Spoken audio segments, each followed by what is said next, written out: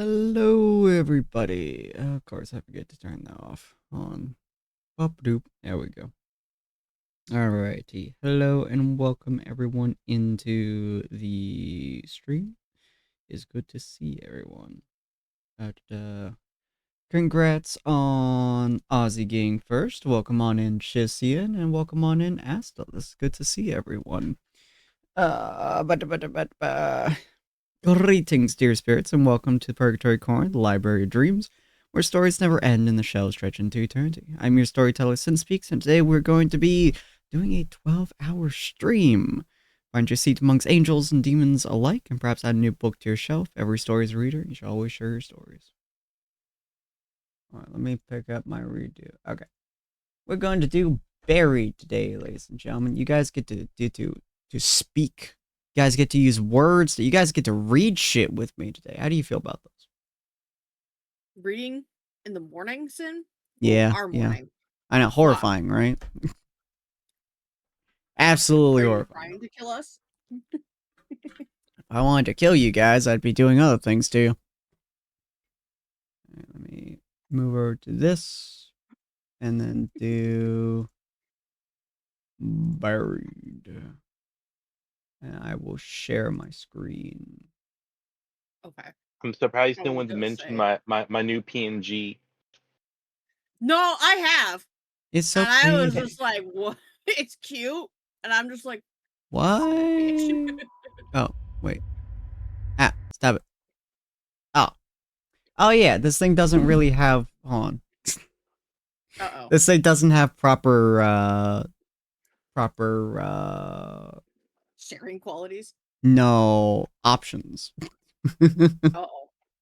So I have to remember which button is options on because escape just closes out the game. How to check options in Buried, an interactive story.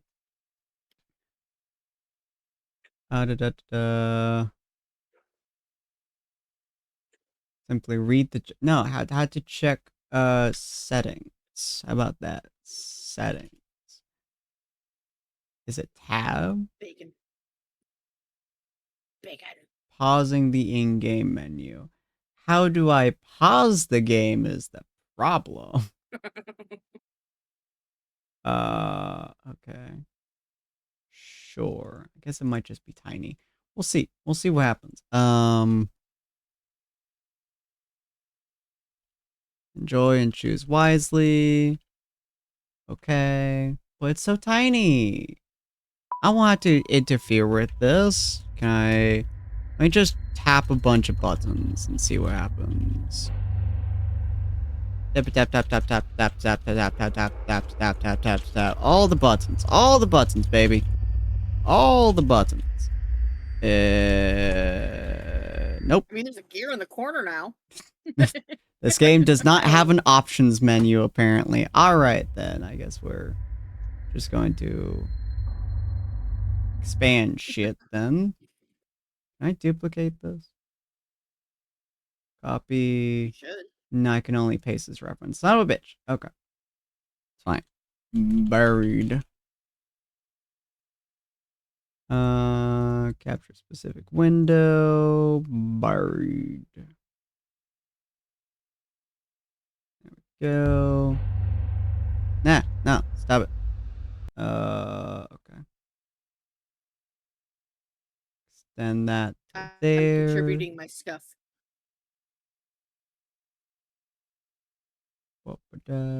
Embrace the scuff, ladies and gentlemen. There we go. Alright, close out that game. Ignore the fact that it's constantly closing out. Buried. An interactive story. And then we'll do... And we keep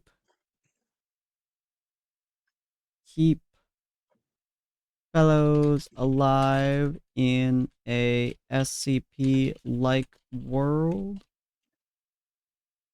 Question mark. I hope so. There we go. Okay. You guys should be able to see this. Nah. Yeah. Why? Okay. Sure. I do One see. shot. Going to do that. Now we're going to do buried. Buried should be buried. Very definitely would be. Ah, there we go. Buried is buried. Okay. I don't know why I didn't do my normal shit, but that's okay. Okay, can you guys see it? Yep. Okay. I shall do the general narration. I open my eyes, and the first thing I want to do is scream. I'm flat to my back, and everything seems to hurt. The trees overhead look familiar. It's a clear night sky, almost beautiful, except for the fact that this means I've been out cold for at least 6 hours. But there's something wrong. I don't remember what, but something has happened, and my head, my god, my head hurts, and ringing in my ears. Was there an accident? An explosion, I think. I remember Dennis screaming, but after that, I can't remember. As I sit up, I notice that my heart has been thrown off. I look around the area, but it's not there. Feels strange going without my hard hat, but I gotta find the other members of the crew. They could be in danger. Let me turn down this fuck off game on. Every single game is like 1,000% too high. I don't understand why. Alright, what do we want to do, guys? Do we want to search for the hard hat or search for the crew? Hat. You want to find the hat? What do you think, Yvonne? I'd say crew. Fair enough. We shall roll the dice. Let's see. If it's even, good. If it's not, otherwise. Roll 6. Even is duck. Odd is Yvonne. Odd. Yvonne, we find the crew. Alright. Forget the hat. Search for the crew. I decide my hat can wait until I can figure out what's going on. I get up and take a look around the logging site. I smell something burning. I don't hear any engines running. Wait, something isn't right. Was it the bulldozer? Maybe the damn thing overheated for the last time. Maybe the engine finally blew. What a mess. Well, maybe I'm jumping to conclusions. Only one way to find out, I guess. I walk over to the center of the logging site and don't like what I see.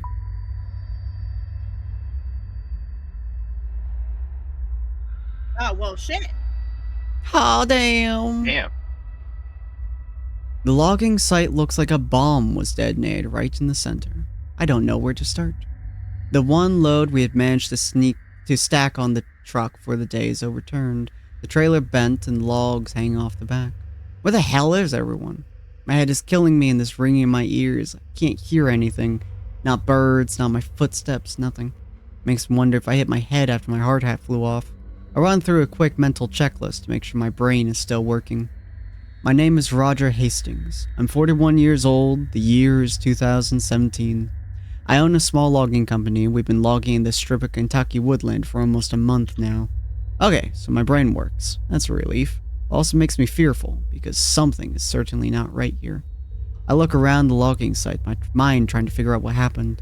Just about every piece of equipment has been overturned or tilted. Look at the breeze or look at the truck?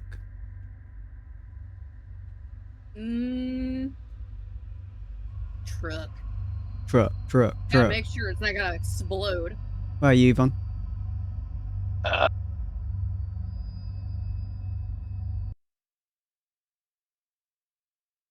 You're gonna disagree with me, aren't you? No, I said truck. Oh, okay. We heard, Alright, truck. No, I said because I'm like, wait. That's why it said look at breeze. I'm like, wait, that doesn't say breeze. Why am I looking at the wind? Oh, look, a settings And then I button. realized it says debris. I told you the settings are right there, the little gear thing.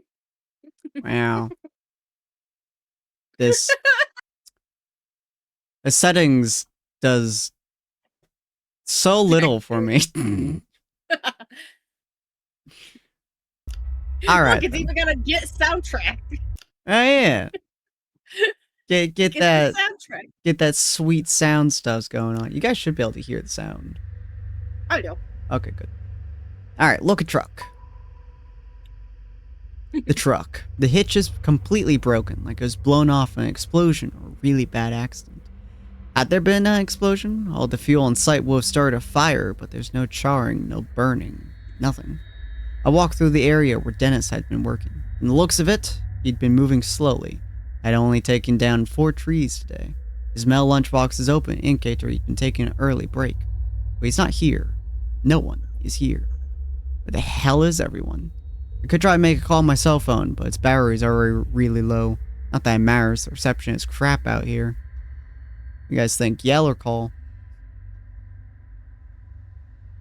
You know, this is such a CEO mindset. It looks like a fucking bomb went off and he's complaining that his workers are on break. You know. Dennis, where are you? Dennis, why are you so slow? Fuck.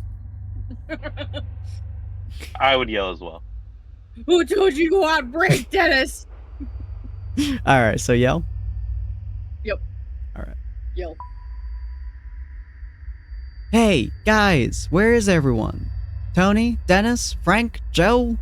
But their names fall flat amongst the wreckage. I get nothing back other than the scaring away a few birds overhead. Might as well start walking and try to find some answers. The highway is almost a mile back through the woods, down the gravel road we used to reach the site. Maybe the crew ran that way for help. But why would they have left me? Were they scared, out of sorts? Maybe I can catch up to them, but with my truck turned over on its side, it looks like I'll be walking. My god, can't remember what I was doing before waking up on my back. Wait, what's that underneath the bulldozer? My god, it's a leg. Has to be either Tony or Dennis. The dozer looks unstable, like it might roll some more. Might not be safe to get close, but at the same time, I can't just leave him there. Should we go try to save him, or stay back and watch? No, he is pancake, but I'd still go look. Pancake. Man, this motherfucker's Look, dead. Let me get a good view. Look, if you're seeing a leg poking out from under a bulldozer, you're most likely gonna see some raspberry jelly. What do you think, Duck? Yeah, I would go look. Alright, go look. They say curiosity killed the cat. Hey, I yell. Are you okay? Are you alive? I skip over the stray logs and wrecked equipment to get closer. Seeing the dozer teeter makes me think I should grab my hat. I can see a bit more of the leg. The jeans are soaked in blood. I recognize the work boots. It's clearly Tony. His leg is bent at an impossible angle, nearly crushed flat. The closer I get, the more apparent it becomes that Tony didn't survive. Jesus Pull him out or leave him alone? Tony! Tony, why? What do you guys think? Damn. We leave him alone or I'm we taking pull him this- out? Well, I'm taking this from the CEO perspective. This is now an insurance scandal. I'm not touching shit. I'll leave the body. Alright, let's leave that Well, alone. It's assuming it's like it's apparent he's dead, so there's really nothing I can do for him now. I start to back up slowly. In my shock, I stumble back, suddenly tripping over one of the stray logs. I bang my head hard on one of the logs as I fall. Instantly, I can feel a massive lump forming on the back of my head. Damn, why didn't I grab my hard hat? But what hurts more? What hurts more is the realization that Tony is dead. Looking at him, I feel something rising in my throat. I don't know if it's a scream or vomit, but I have to push it away. If I lose my cool right now, there are too many questions that will go unanswered, because I'll just die, apparently. Shit, I can't believe this. Tony, he had 2 boys. He coached his eldest son's baseball team. He's the hardest worker I had and was one of the most honest and most reliable men I knew. This isn't right. I can't stay here. I have to find Dennis, Frank, and Joe to find out what happened here. Oh Yeah, fuck God. you for not getting the hat, apparently. The hat's important, guys. The game Black is fucking gonna be the hated end of that the you didn't game. have a goddamn hat, apparently. Goddamn. The hat was apparently your fucking motif, your bean. Look, Not- we're Not already having the in- hat is going to be the downfall of the entire game. It's we're gonna get to the end, and it's gonna be the most important thing we end up needing to have. Look, HR is gonna already be up my ass about having to give royalties to this poor man's family to fund his kid's baseball team for the next 20 years. I could care less about OSHA's compliance about wearing a hard hat in a work zone. Damn, this fucking baseball team is gonna get rich. Love how it's sideways. As I walk through the stacks of logs from the last week or so of work, everything feels frozen. This high-pitched sound in my ears, it's terrible. It keeps happening every few seconds and sounds like it's coming from far away. Oof. Yvonne, you've gone down so far. Can't help but wonder, is it my ears? Or is it something else? The silence out here is creepy, and there's a smell like the atmosphere after a bad summer storm. Might as well admit it, I'm a little scared. Everyone's missing it, it's dead quiet out here. Doesn't even seem to be a breeze to rustle the leaves and branches. My right knee hurts like hell. My head was hurting so bad before that I even noticed the pain in my knee. It must have hurt during the... well, during the what? Accident? Or, wait, is that Dennis? I see him sitting on the ground, motionless, about 30 feet away. Do we yell at him? Do we walk up to him? Oh. Managed to break it. Oh, is Dennis gonna be... Is Dennis dead? That's a good question. Yeah. Do we yell or do we walk up to him? Oh, he's sitting though. Oh, is he sitting though? Yeah, he's sitting on the ground. Watch him. He's gonna be fucking murdered in the most cruelest of ways, though. You come around the corner and he's just like, I would walk up. Alright, we'll walk up to him. Dennis, Tony's dead! He's just sitting there, not moving. I walk up slowly next to him. Dennis, hey man, can you hear me? Tap him on the shoulder. He looks up at me from the ground, clearly coming out of the daze. Do you want to voice him, Yvonne? Sure.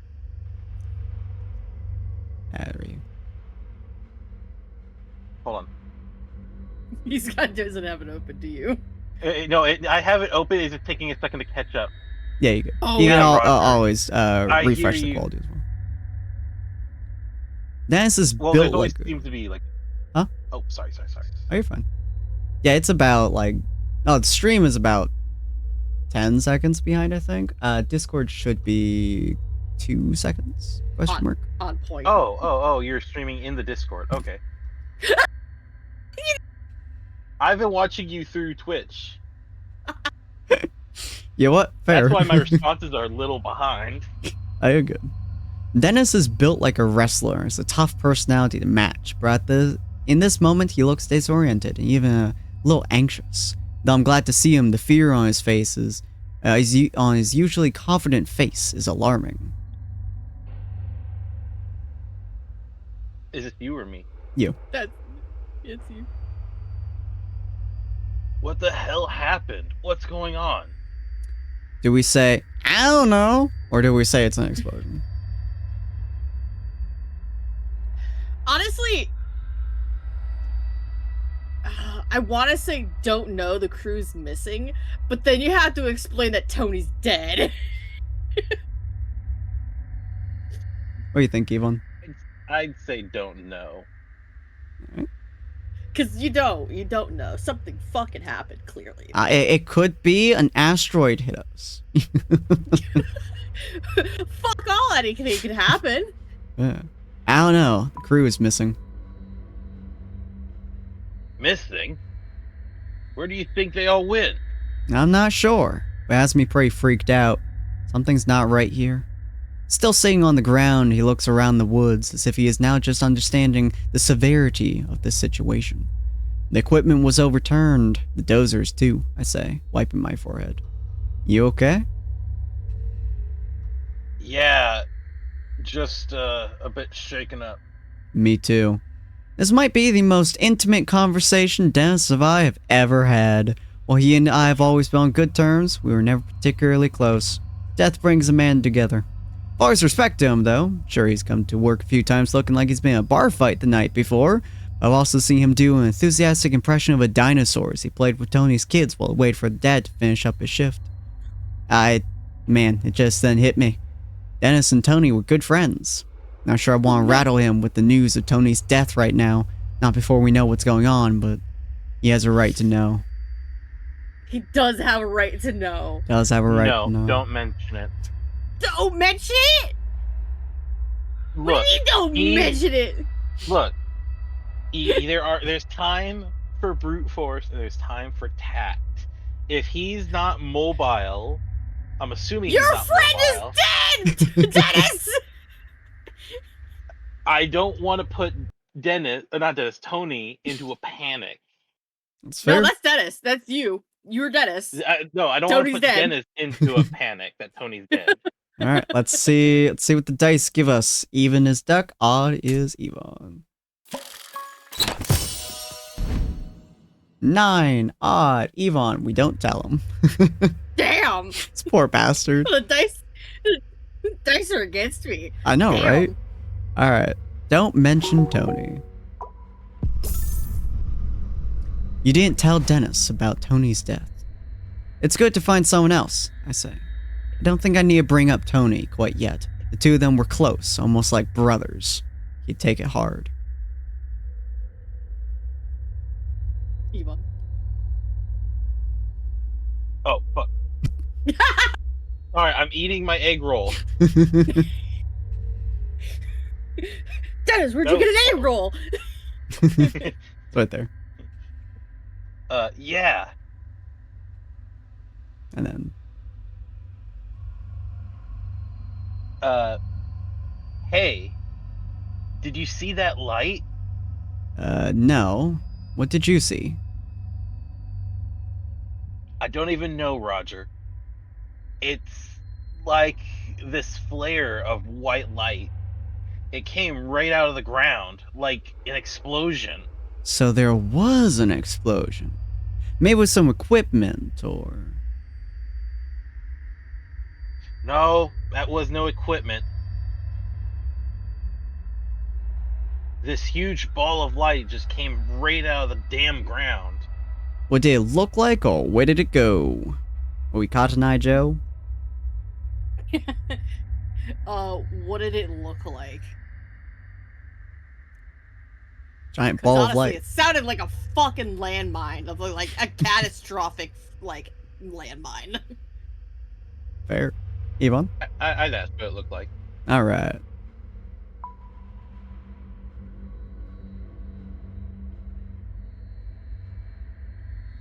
Like, looking into the sun, it just feels like someone stabbed me in the eyes with a red-hot knife. When? I'm not sure.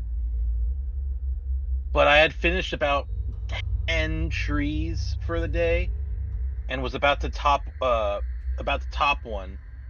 That's when it happened. You're almost done with 10 trees? Yeah. You know, I wouldn't want to take lunch break until I was done. And that's when the light blew up. Oh wait, that's so you. And that's when... Oh shit, I thought that was a break for Yeah. you. Hi, And that's Fox. when the light blew up. Why? You Hi. don't believe me? Do we believe him, or is he exaggerating? I believe him.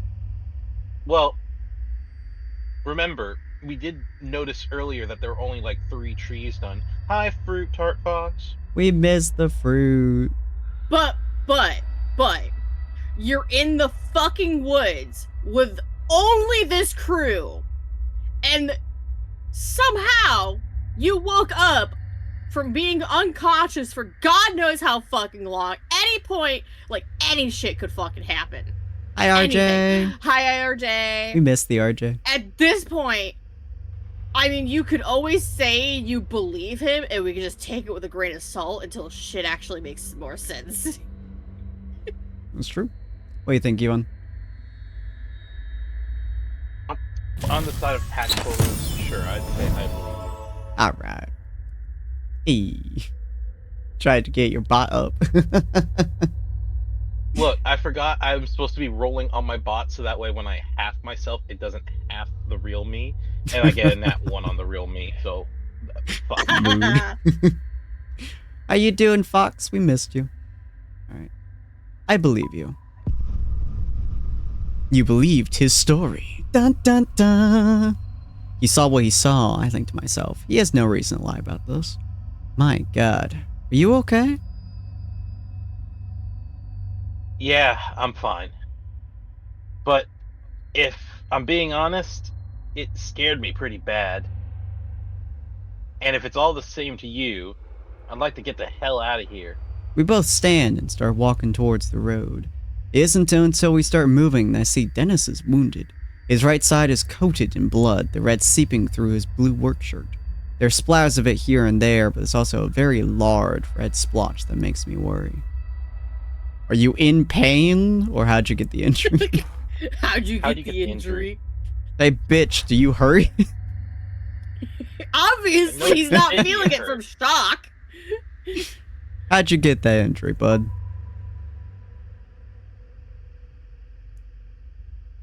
I'm not sure. I must have gotten thrown or hurt somehow from that light. It's then I notice the strange ringing noise is still filling the air. Hey, I say, stopping. Did you hear that high-pitched ringing noise every once in a while? Dennis looks scared when I ask him this question. He just nods. I thought it was just me. He looks out of sorts. Tinnitus and all.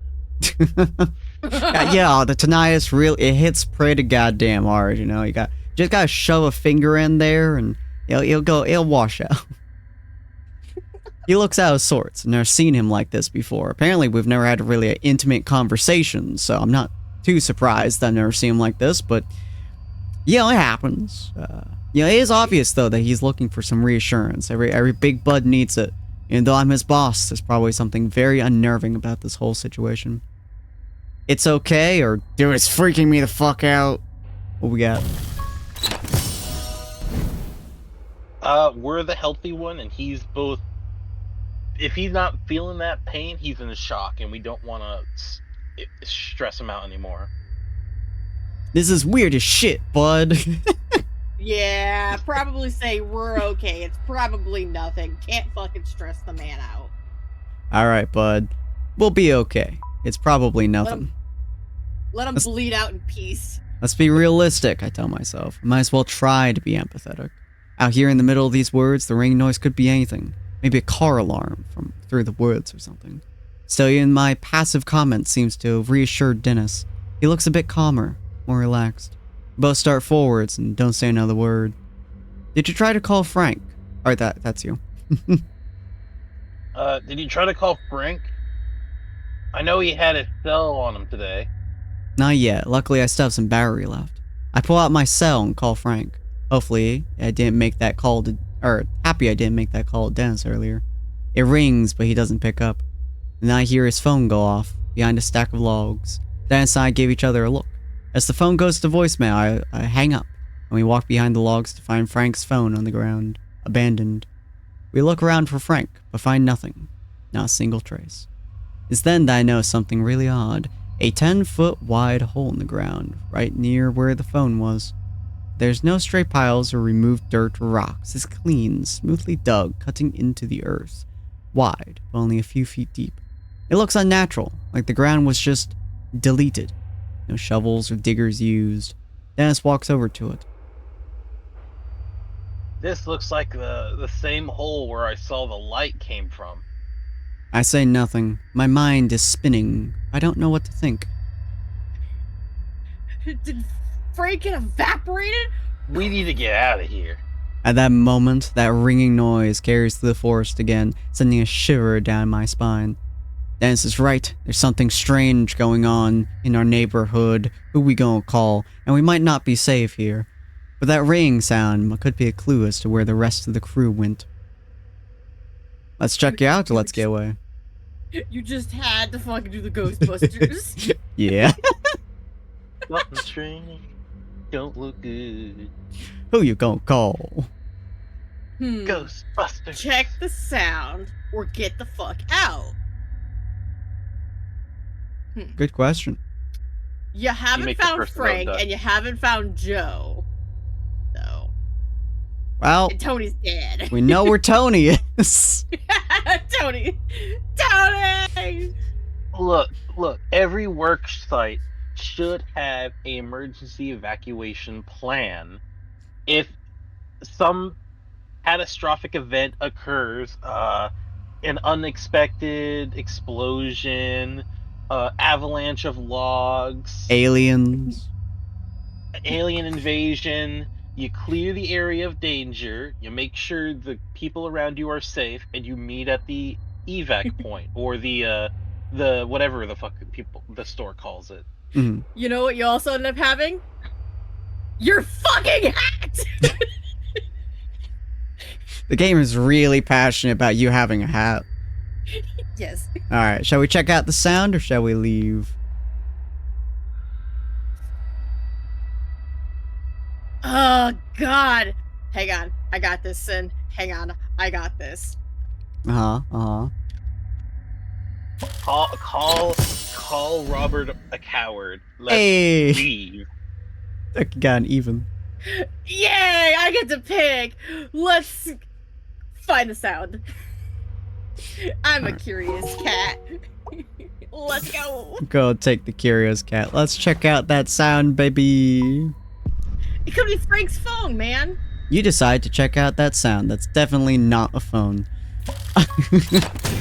Something's not right, I say. And if there's a mechanical noise like that. Dennis. I was doing a roll. You think someone's out here?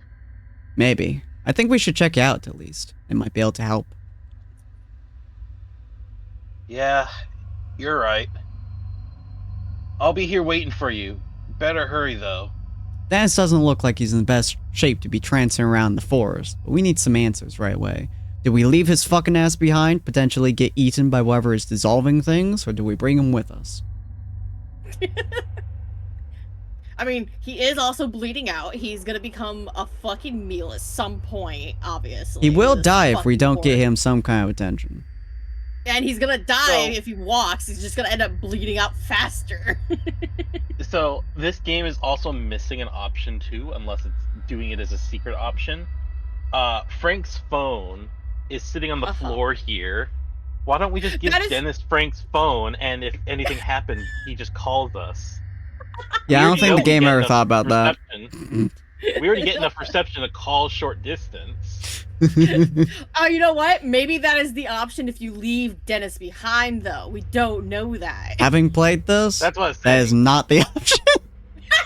The phone never comes up again. Like, no one checked Frank's phone to see if it had reception Nope. or it had It's, battery. it's never We're touched just again. we're just holding our phone, which we know is dead. Yeah. Well, shit. Sin, you gotta think like a looter. I won't. Fuck. I mean, I'll let you pick this one, Ivan. Looks to Sin. Hey, Sin, you haven't made a decision. Which one do you think? I would bring him with me. Mostly because, like, we'll carry him with us, and if he dies, we'll know he's dead. If he doesn't die, we know where he is. And if we find medical yeah. stuff, we can cure him. That is true. At least you know what the fuck's gonna end up happening to him. 'Cause And, he's gonna more be there with importantly, you. something starts chasing us, he walks slower than us. Wow. Damn. That's Okay, cold. This then. Look, you don't have to outrun the bear, you just have to shoot your friend in the kneecap, okay? Oh wait. So if we Jeez, bring Dennis, Shane. it's a higher chance of him not finding Tony's body then. Oh Because my he's probably gosh. gonna end up wandering around looking for Tony too. That's true. Alright, so shall we bring him with us? Alright, we'll bring Dennis. We're gonna bring Alright, come here, Alright. Dennis. Get your ass moving, bitch. You decide to bring Dennis along. No, you're coming with me, bitch. I bend him over and hoist him up against my shoulder. He resists, just barely, and then gives in like a weird, scared kitten. He's looking at me like he's terrified of me now, making a moan in his throat. This is getting very intimate very quickly. Two grown men getting very intimate with each other. moan. We start moving through the woods quickly. No time to slow down, no time to pace ourselves. We got really thrust forwards. With no idea where the rest of the crew is, we could be watched. I worry they could be in danger. Every tree out here looks the same. Shockingly, it's like it's a forest. I grew up in the country and can find my way around the forest without much of a problem, but I'm feeling dizzy. And there's a lot of trees. Because it's a forest. It's very foresty. I'm sticking my head at you guys. I'm leaning against the tree in the forest. Look, this is why the spooky stories occur. They're like, oh, what's that sound? Let's go investigate the creepy chanting down in the basement. Like, nah, bruh. Nah, I just toss the Molotov down that stairwell and fucking leave. Well, if I get the shit kicked out of me, that just means I have more places to go. I might be dead, but you know what? I'm a ghost, bitch. Let me haunt you. Then I see something that has no business being out here. Our logging crew has been out here for 3 weeks, and I've never seen it before. It's a penis. Oh shit, it's a door. Bunker. Is it a door or a bunker, or is it a window? It's a small building, sort of like a mixture of a shack and a bunker. It looks to be made of concrete, but moss, weeds, and plain old erosion also makes it look sort of mystical. Looks like something out of a demented version of a medieval fantasy movie. What the hell is this? No idea, or it's an old power station. No idea. No idea. Gotcha. I have no idea. You purchased this land, right? Didn't you survey it? I certainly did, said King, a little defensive. But this wasn't here. Do you think the others may have went in here? Not Tony. Why would they do that? Not so. I don't know, but they have to be somewhere. I want to go inside. Not just to find my crew, but also to appease my curiosity. That ringing noise is clearly coming from within. But something about this place seems incredibly strange, especially located all by itself out here.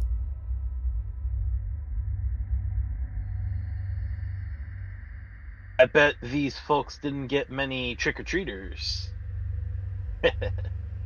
This building simply does not belong.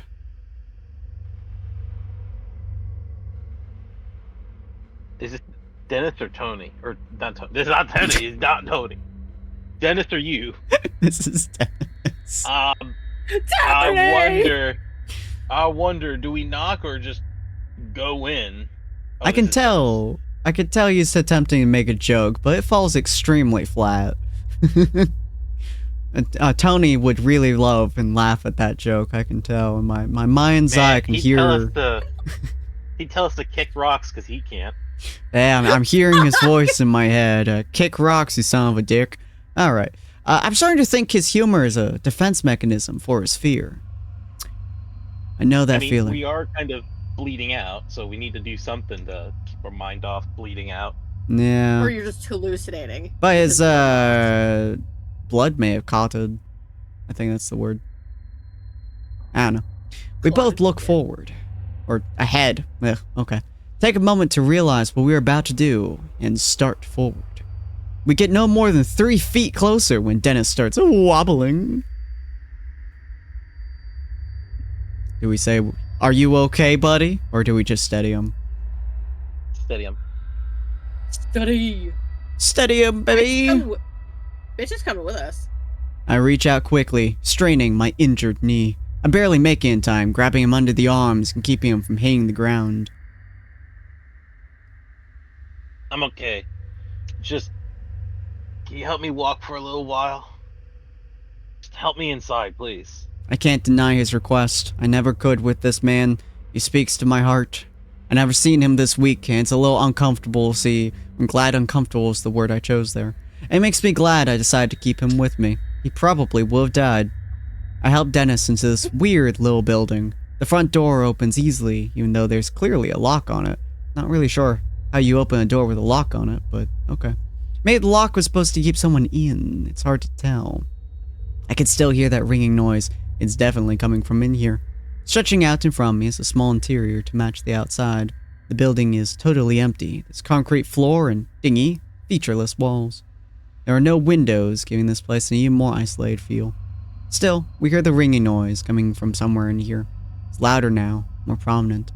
The interior seems confined at first, but a small set of concrete steps leads about 5 feet down, revealing a corridor. A corridor. Ugh, I hate that.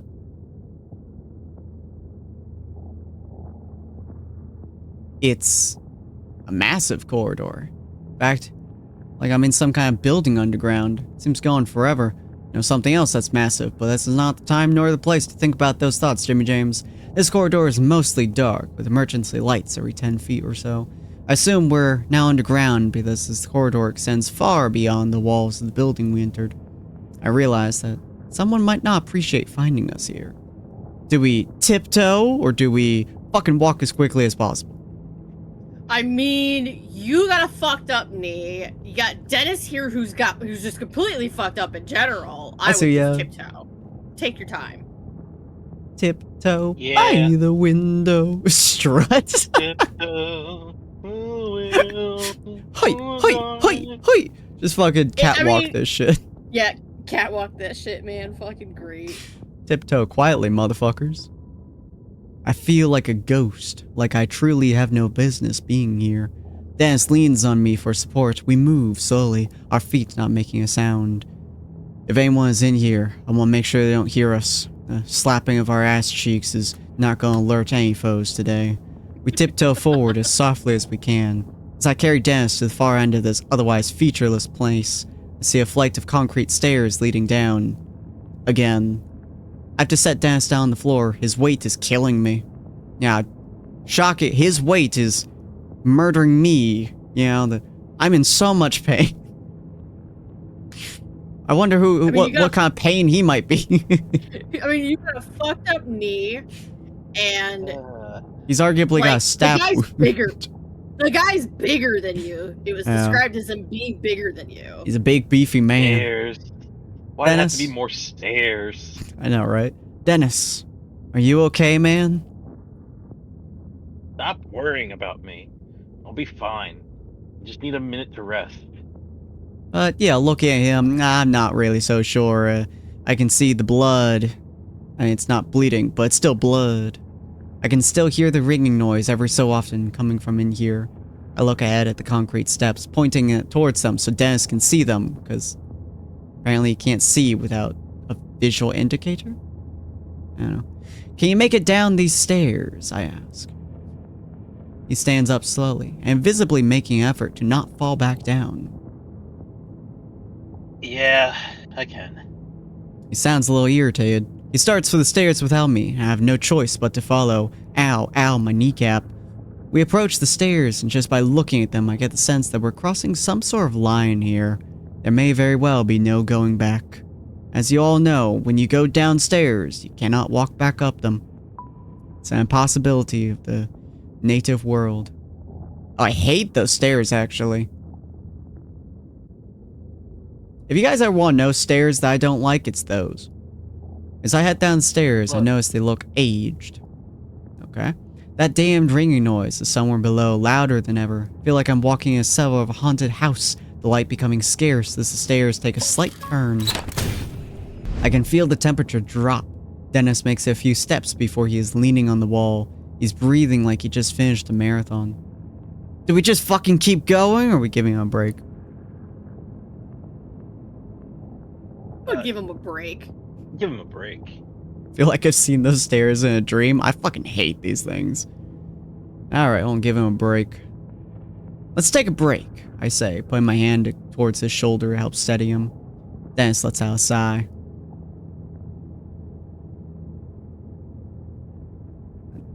It's you. Thanks. I don't feel too great, boss. As we both squat down on the stairs, we pop that squat and my mind seems to lock in on the unknown fate of the rest of the crew. Frank is married. I've met his wife a few times. She's a nice woman with a very large laugh. My heart sags a bit when I realize I might never get to hear him belting out classic rock tunes during lunch break again. Joe, well, I don't honestly know too much about him. He's 22 years old and is considering community college. Poor bastard. His folks are deadbeat, so he's been providing for himself since the age of 16. Maybe I can still find them. Still get to hear Frank singing his deep baritone voice after a few drinks. But Tony's fucked. After a few moments, though, Dennis says... Say where Dennis says.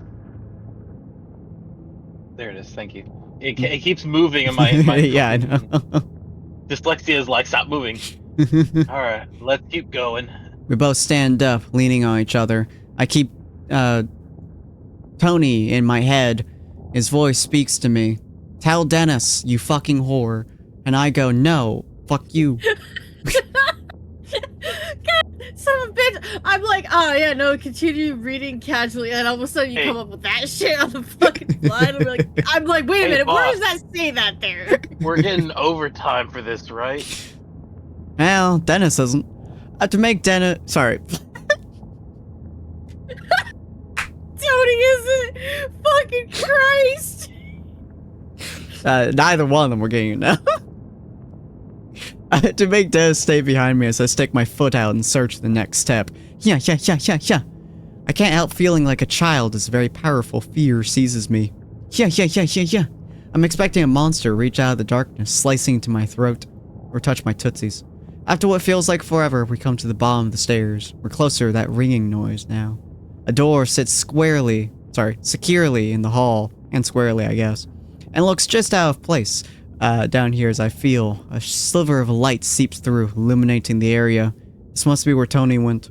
The door has what feels like, or what looks like a panel with lots of labels and lights. Small embossed print above the label says, "Fuck off. Level 01 entrance gate, transport sector." And there's a button with no label. Do we press the button or do we inspect the panel, guys? Inspect the panel. Inspect the panel. Alright. As much as I want to touch the button, inspect the panel. Yeah, poor Tony, I hardly knew him. The panel looks like a diagnostic or alert system of some kind, each label meant to communicate some status. Lockdown, engaged. Experiment, in progress. Shutdown, engaged. Tony is dead. Oh. These all appear to be off, but one of the phrases has a slowly blinking red light next to it, the only powered light on this whole thing. Abnormal entity breach. What the hell? I slowly push the door open when Dennis suddenly steps in front of me, taking the lead. Dennis? Let's go. I want to find out what the hell is this place. As Dennis walks through, that ringing or beeping or whatever it is gets a little louder. The door closes behind us with a click. I can't help but notice the wobble in Dennis' step as he lets out a grunt. You sure you're healthy enough to keep going? I ask. It doesn't matter. I don't want to be in the woods right now. He seems scared, something I've never seen before. Angry, absolutely. Upset, you could say that's the same thing, but Dennis is never scared. Or horny. It's a very weird experience. What'd you see or what's so dangerous? Well, I keep being ducky. Don't quit hitting on me. I'm gonna go talk to HR. Bitch, you fucking diesel! I'm sitting here like casually fucking following along and then you say this shit. And I'm like, where the fuck does this say that? And I come to realize that, oh, you're literally just making up shit just to just improving. I keep hearing you giggle. It's so fucking seamless. It catches me so off guard. It's fucking hilarious. Do we ask him what he saw again, or do we ask what's so dangerous? What did you see? Did it blind you? What do you think, Ivan? What did you see? Cause here's the thing. He's scared, but anyone could be scared of nearly anything, and then another person could be scared of not that thing. thing. Like, some people are scared of spiders and some people aren't. That's true, that's true. This is a very informative tale. Look, when two men go off on their own to find a weird beeping light down in the deep, dark, underground darkness, people don't know what happens down there. What'd you see, bud? I don't know what it was, boss. It was someone had left a radio on, crackling, but we don't have any radios on this site. It was, I don't know, like something in the forest was moving. I give him a doubtful look, and he casts his eyes to the ground, frustrated. I know how it sounds, but what I felt. God, but I know what I felt. It was like walking into a funeral parlor, feeling death and gloom anywhere, without the Cody's funeral. buffet. And the buffet, funeral, same thing some days. Weddings, same thing. You always eat your whole meal. Look, when I went to my It's- Mima's funeral, they had that little charcuterie board, and this didn't feel like that. Yeah, I went to the wedding once. The bride was a whole meal. I've never been what? This is fucking Tony's funeral, honestly. Honestly. I've been so preoccupied with my own fear that I nearly forgot about his. I mean, the ringing noise. Just become background noise. We took a few more steps, and I can now see where we are. There's light, I guess. It makes no sense, yet another thing that seems out of place. Like, the light. The shapes and muted colors of metal are easy to identify, but it just doesn't belong here. It's like, there's light in front of me. Oh my god. End of chapter 1. Right back. Mhm. I'll be right back for just a second. Okay. I'll be listening though. Go ahead and continue. I know I'm going pee here Oh, in a boy. second. But respect the dead. You and 36% of players left Tony's body where you found it. You and 24% of players hid Tony's death. You and 55% of players told Dennis you believed the story. That's a shockingly low amount for that. You and 75% of players went to investigate the ringing sound. You and 64% of players decided to bring Dennis with you. Wow, we hit pretty much this middle except for the beginning too. No one cares about the hard hat, apparently. It's so important, but no one cares about it. Look, it'll bite us later, apparently. Yeah, apparently. Alright, I will be maybe right you should back. use the restroom. Yes. I will entertain the masses. You have actually I'm gonna pause on to be right back. I already since put there's it an in the. ad. I already fed them. What? Oh. I mentioned that when I brought you your food that you forgot something. Since the ad is going, I'm going to pause on to be right back real quick. Alrighty, and we're back. Hello. There we go. Okay. Still on ad break. Yes. We are back to entertain people while the ads are still going. As the bathroom has called my name and we have finished inside. Don't take that out of context. I still understand only why one it does that the did. user could not be found first. That's so weird. So I was confused on why the fuck my cat was like screeching at me. Couldn't Oh. find out how, like, because normally she screeches at me for food. And I'm like, but Yvonne brought the fucking food in. Why are you? And I go into the bathroom and there's just no water. And she's like, look at me like, Mom, I require the liquid of life. I'm like, I see. I require your That's what you're- attention. Real quick, Yvonne, could you do with your bot exclamation mark coins? I want to see if that give actually worked. Because it always says user could not be found first, and it bothers me intensely. Huh. Why does it say give I mean, coins? it's done it. You've done it before. Yeah. Because I have less coins than I did previously. Yeah. Okay, so I didn't get coins this time. It didn't give it to me. Okay.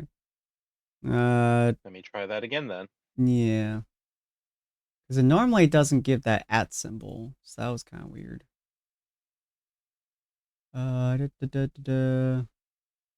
Give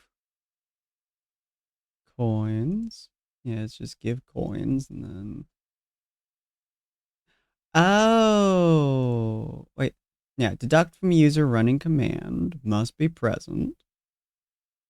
Oh, I guess they don't have to be present. Turn that off then. Target username. Add to specific user. Yeah. Okay, there we go.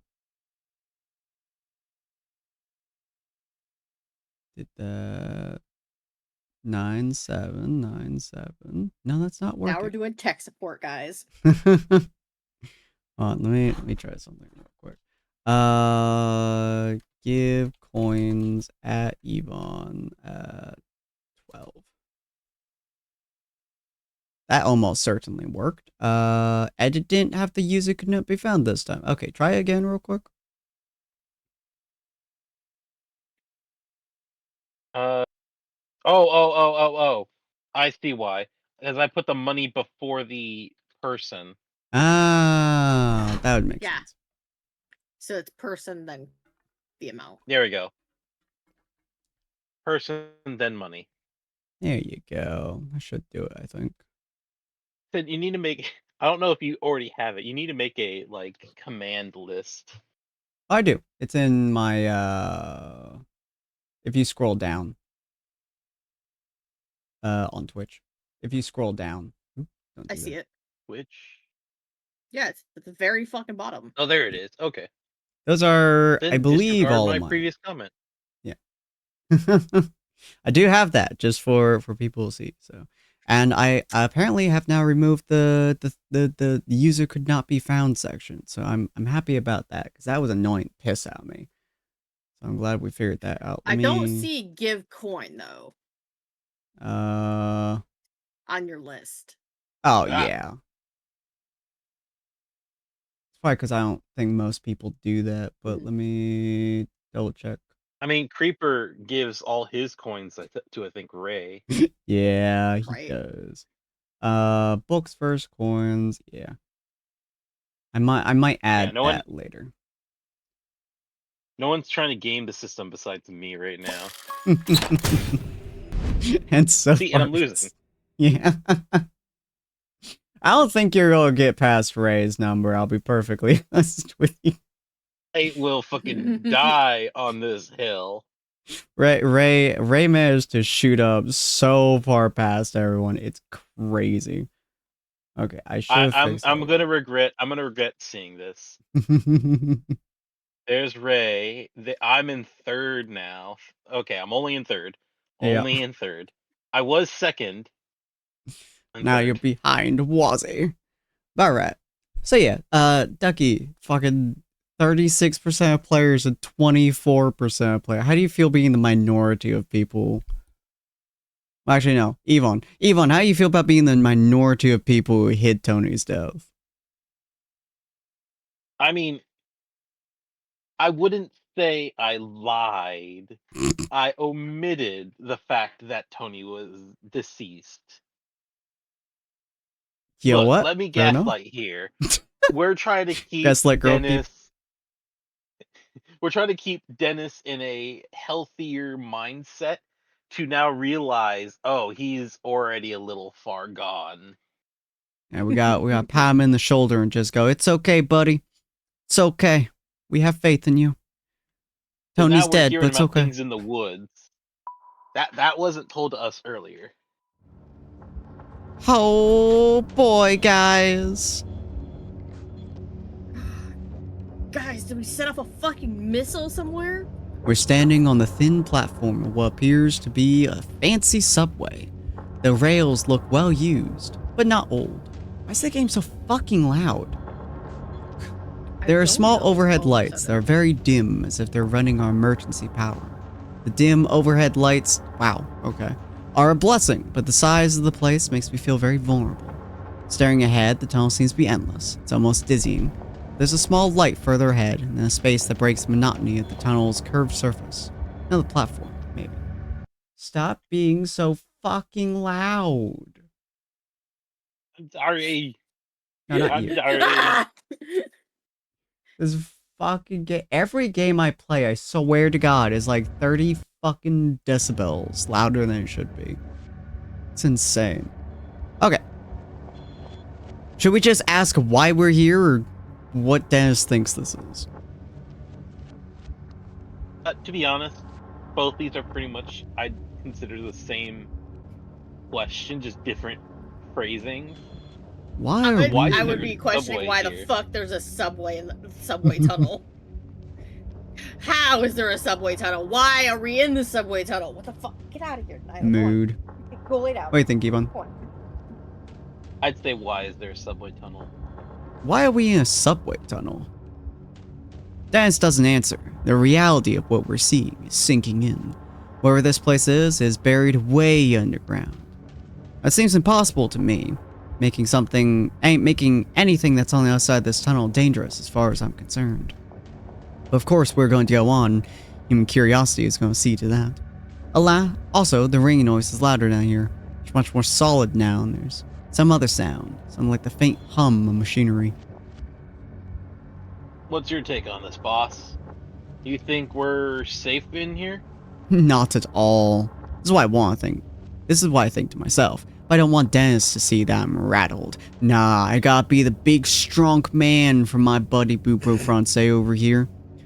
Well, he seems to be limping along much better than when we first stumbled in this place, somehow. He's still in rough shape, probably from blood loss. I'm leading him here. I should probably make him feel confident in that.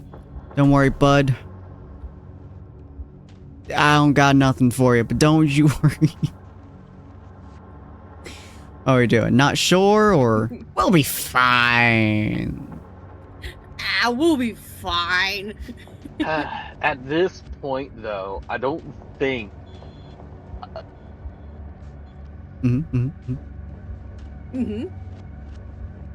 Stay positive. With enough delusions, nothing ever bad happens. Yeah, we'll be fine. You can go back to jorking it tomorrow. Jeez. You reassured him. We're too far in to go back, God. Besides, if we're caught for trespassing, I'm pretty sure we'd slide by. We're good. You're in pain. I know you like it, but we gotta find the rest of our crew that could still be in here somewhere. He nods and looks reassured. I'll be weak and miserable, like a weird Discord kitten. From the looks of it, we can either go right or left.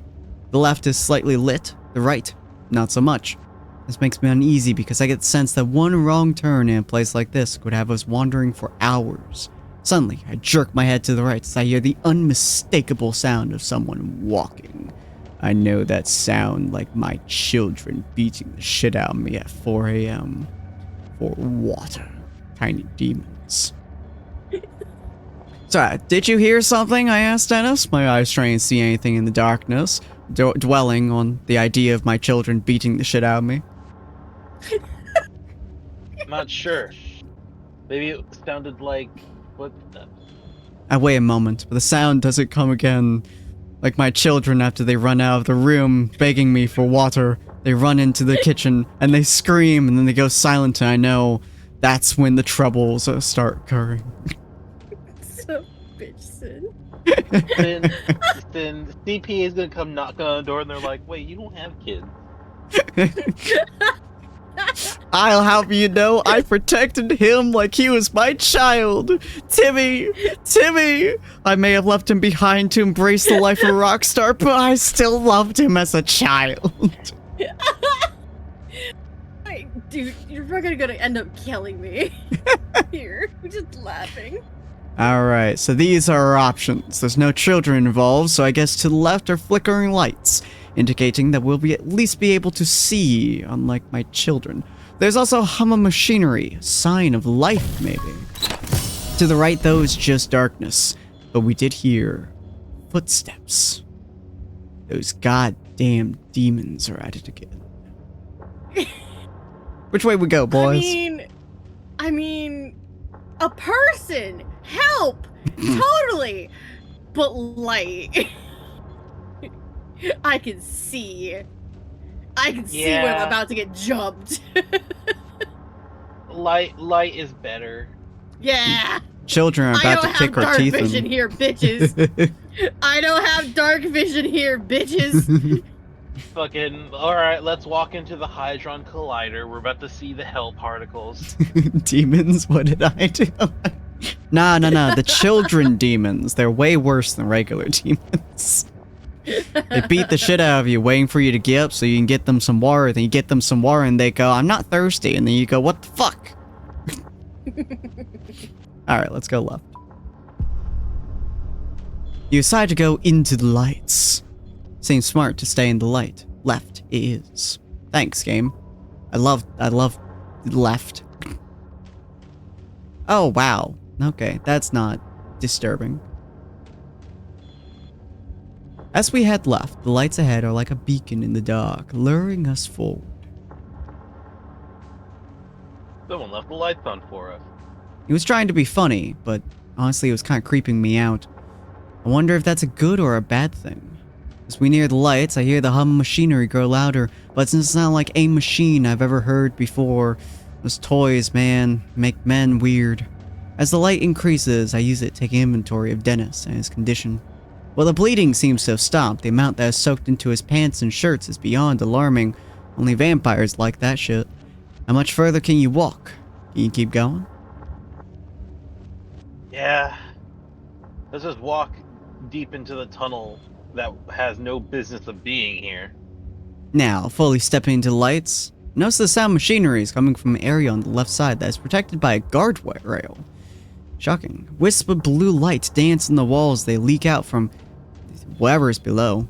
I also notice a posted sign that says, Danger! Severe radiation poisoning threats. Oh, fucking great! Shall we look closer, boy? I mean, he's already dying. You might as well just push him over. Sticks head over railing. Tastes like depression. Ah, yes, tastes like fucking radiation. Yeah, it's fucking. Which one shall we do? I'm going to stay back. Yeah. Alright, so don't eat the radiation. Gotcha. Yeah, let's not eat the radiation. Look, don't pet the dogs of Chernobyl. Dennis, I don't think we should go near whatever is down there. He studies the blue light a little longer. I think he's fixated with it. It's like fucking Navi. And then he slowly nods. He's hurting enough as is. I don't think we need to add radiation poisoning to his list of ailments. Or mine, for that matter. We step away and take down the tunnel again. As I start walking, I notice another structure coming to view ahead. Man, Link had it the right way.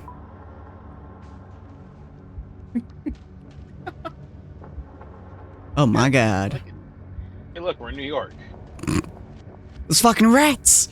As we head further into the tunnel, we reach another platform. There's lights coming from the platform, but like the overhead lights, they're dim, red emergency lights.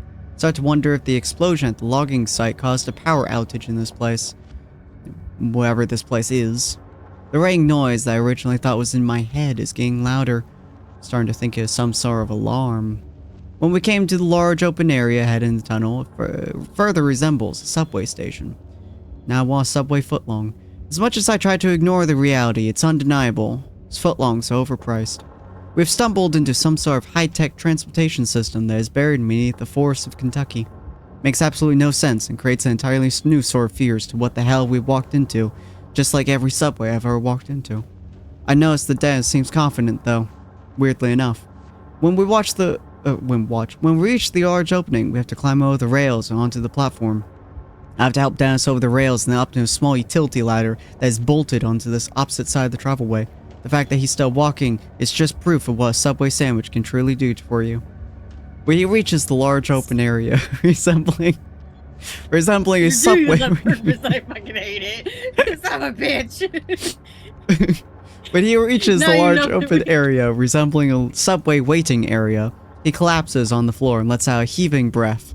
Man, he really hates footlongs. Now you're just fucking doing this to fuck with me, aren't you? It's great. Oh, goodness. That's you, Evil. Oh, sorry. Words. You know what? This is ridiculous. I quit. Give me my severance. Top of worrying about my crew and the madness of where we are, and Tony, loved him like a man, I meant brother. I'm not in the mood for Dennis to act like a baby anymore. Tell him to shut the fuck up and get up, or tell him he can do it.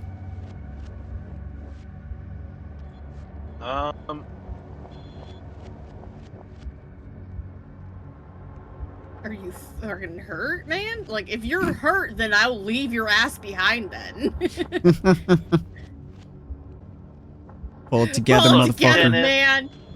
Dennis, that thing in the dark, it's gonna show up here eventually. I wouldn't want to wait if I were you. Yeah, fucking drag his ass up. Pull it together then? Yeah, pull it together. Man. Get up, pull it together, Dennis. Fucking Dennis, I use your name like a slur. I'm ashamed that I'm getting irritated with him. That's you. Oh, you think I'm just relaxing here? Sorry if I'm slowing your process. Great plan you got here, by the way. His blood makes my sorry. Yeah, his blood. Oh god, so much blood. Yeah, the blood that's seeping in on my fucking clothing from helping this bastard. His response makes my blood boil. I don't need this shit from him right now, that's for sure. Help him up slowly or fucking pull him up.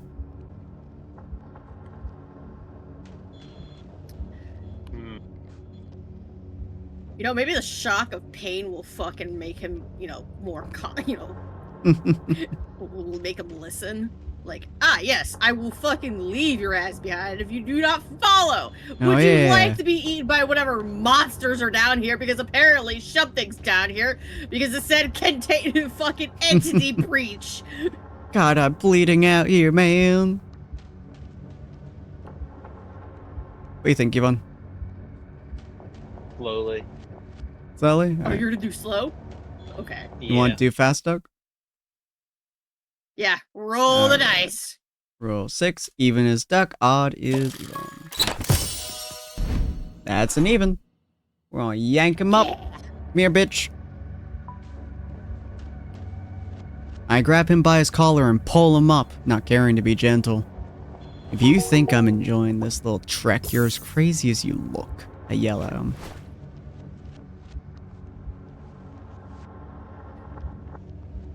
You want?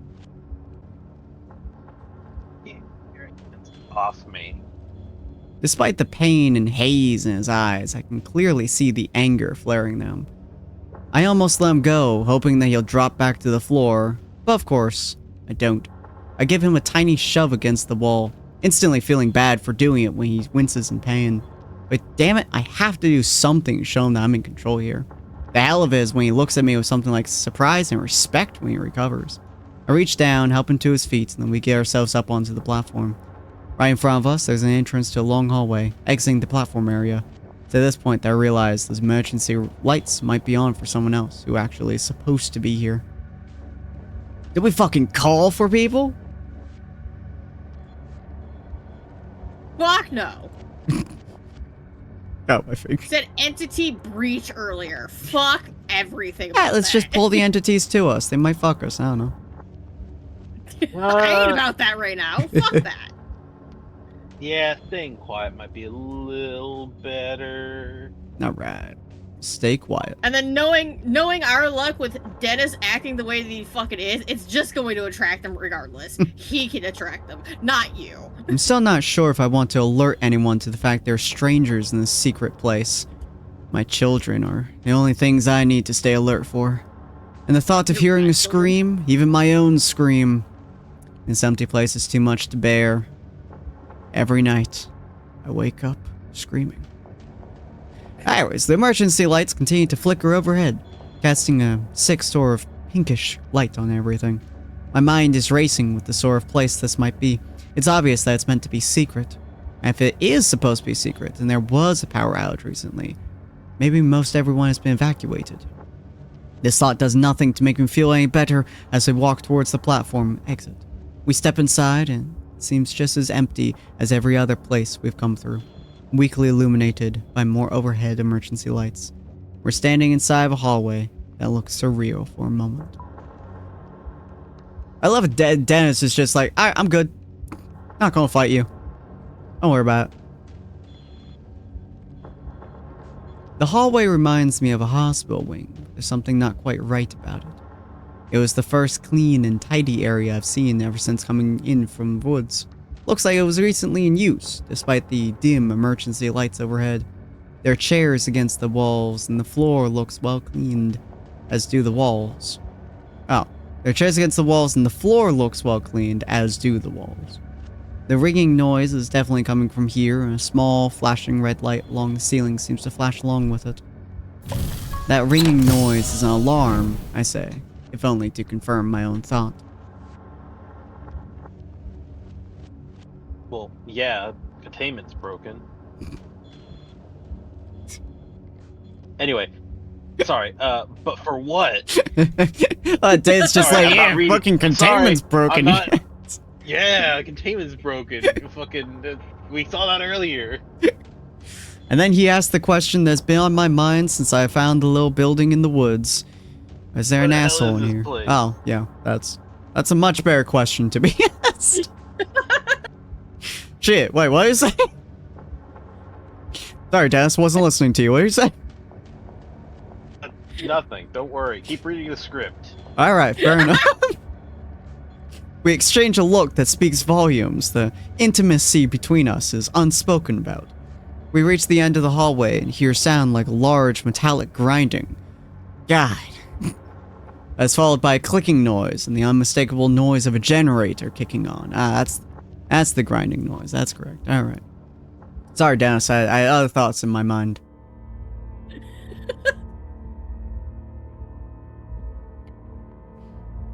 Without Well, that warning, fucking asshole. the facility jolts to life. The red glow of the emergency lights is suddenly replaced by bright white fluorescent ones. Damn, I like the red. That mechanical hum is oddly comforting. Suddenly, or somehow, the power being backed on urges us on. It's then that I notice the ringing noise has stopped. So it had been an alarm. But for what? Just a power failure? We head down the hallway, the electric hum of the lights sounding eerie overhead. Other than that, the place is dead quiet. The hall is about 100 feet long, with two main doors. One door opens onto a large room that looks like a conference room, with a white board and papers strewn about. Across the hallway, another door looks like a laboratory of some sort. Then it slumps against the wall in defeat and lets out a scary-sounding chuckle. Something funny? I ask as a dark and brooding panic seems to grip me. If only I had my hard hat here so I could brood better. He just keeps chuckling as he slides down to the floor. Something funny? Oh, that's you. Oh, that's you. You're next. Well, it is He's me? already said that. Yeah, he's already said something. So. Oh god. Dyslexia. I'm just going to sit here while you look around. There's a look in his eyes that reminds me far too much of a dead animal on the side of the road. I don't know, it's doing something for me. Should I enter the conference room or the lab? Fucking damn. Stick my head at you. Look, main character Coon's got some weird interests, okay? He's a logger, for Christ's sake. Whatever his name was. Roger. Roger, Roger. that's right. I'd take a peek in the lab. Duck. Yeah, lab. Alright, into the lab. Might give you a clue on what fucking got released. Spoopy.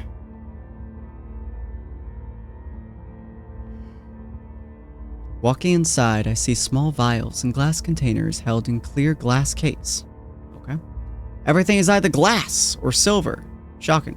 And I instantly feel like I am dirtying the place up. I notice several test tubes in glass cases, like I just said, as well as some sort of tube system that seems to have a clear fluid trapped inside of it. In the back corner, I find a laptop in screensaver mode. Do I look at the glass tubes in the glass case? They are clearly glass? Or do I look at the laptop? Laptop. Avon? Laptop. Alright. I hit the enter key and a plain gray background pops up. There are several icons and folders to choose from. I click on a folder labeled Test 1.5 Ethos. A few documents are filled with formulas and names I mostly don't understand, but there are some things that are easy to understand, things that make my blood go cold. Subject number 6, cause of death, embolism or aneurysm, or both. Ideas for new delivery mode. Spherical. Liquid? Induce comatose state first. TerraCore. Company. Possible plutonium supplier. Look at the test tubes. Yeah. Even? Yeah. I can't help but check out the test tubes. They're all filled with varying green and light blue fluids. One of them looks to have some sort of glowing dirt resting in the bottom of it. Another holds what looks like a grasshopper submerged in liquid. Only it's the strangest grasshopper I've ever seen. At first it looks like it's expanding and contracting, like a blowfish. Then it contracts so much that it vanishes completely. As I look closer, it springs back into existence in a completely different test tube, and I'm embarrassed when I actually jump back. Taking a look around the lab, trying to piece together what might have taken place here. I smell some sort of chemical in the air, and it makes me think that someone has used this lab recently. Outside in the hallway, I hear Dennis grunting. I head out of the room to see him still seated on the floor, but I don't get very far because as I exit, a man comes rushing around the corner with an automatic rifle in his hands. Yeah! Ah, shit. I got a gun, guys! Let me see what you have! A gun! It's hard to look beyond his rifle. The man carrying it is this young, messy, dark hair. His skin is so pale that I wonder if maybe he lives down here. He has the look of a guy who's been cooped up for a little too long. He doesn't seem like the kind of person I trust with a gun in a stressful situation. As he sees us in the doorway, he screams and brings the gun up. It is aimed directly at my head. Get down on the ground! Get down on the ground! Who are you? Attack or put my hands up in the air, sometimes saying ayo. Air. Look, I don't think Robert is in the condition to fight. You mean Dennis? God, you are getting these names fucked up on purpose. I think you meant Roger. Roger. We're Roger. Because his knee hurts. Down. Yeah. Okay. Alright, so put our hands up in the air. Yeah. I start screaming Ayo, and he doesn't seem to be phased. I put my hands in the air, surprised how natural it feels to go into this surrendered state, just like my ex-wife. Maybe it's because this feels like a dream, maybe it's because I feel like I'll snap awake if the maniac pulls the trigger. I'll leave that ducky. Oh, where the fuck is this? Who are you? How did you get in here? He asks harshly. Before we can answer, he continues speaking as if he didn't really care in the first place. I don't recognize you. If you're here, you would have had to sneak into the security by the security mechs. Is it Mike's? Mike's in the entry hall. What? I ask, unable to think of anything else to say. Who are you? Did you do this? The man eyes us both, and I see something in his eyes that unsettles me. He is scared, but there is something else. Scream, we're just loggers, or we're nobody. Please don't shoot us. Loggers. We're nobody. Alright. The dice shall Oh, boy. speak once more, even for Ducky, odd for even. Odd. We're gonna go with nobody. We're nobody. Don't shoot us. As long as you don't give me a reason, I won't. But until I know I can trust you, this barrel is going to stay aimed right at it, right where it is. Jeez. Still you. Oh, really? Yeah. Someone knocked the power out. It's back on now. But if I was out, if it was out long enough, well, we're in a heap of trouble. Still you. Fuck! Why? Son of a bitch, I was hoping just to have the gun. I didn't want to fucking read a whole goddamn paragraph. Was this you? Who was that? You? Yvonne. Who sent I'm you? eating my egg roll. Don't mind me Who sent eating egg you? roll. This game Look, gonna give I two don't know shits if who you you're eating egg talking roll. about. Something happened out in the woods. Are you alone? Are there others with you? He thrusts the gun in my face, because that clearly works out very well. How the hell did we get in this situation? I think to myself. If only I'd left that damned ringing noise alone, we wouldn't be here.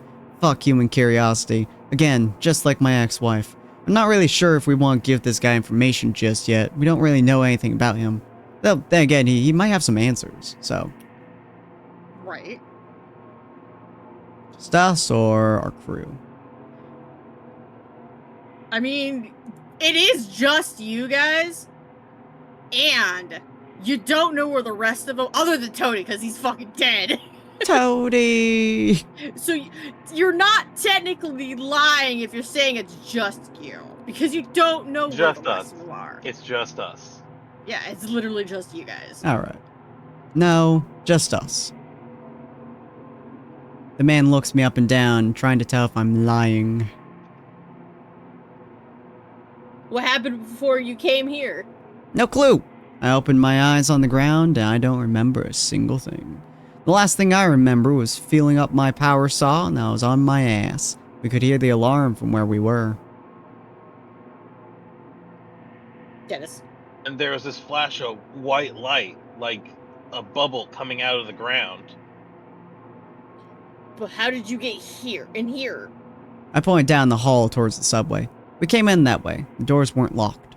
His expression calms me a bit. But I'm still very aware of the gun that is leveled less than a foot away from my face. Wah. Tell him to put the gun down or grab his gun. Put the gun down. Please, put it down. Put it down, bitch! Put it down! You ask the man calmly to put his gun down.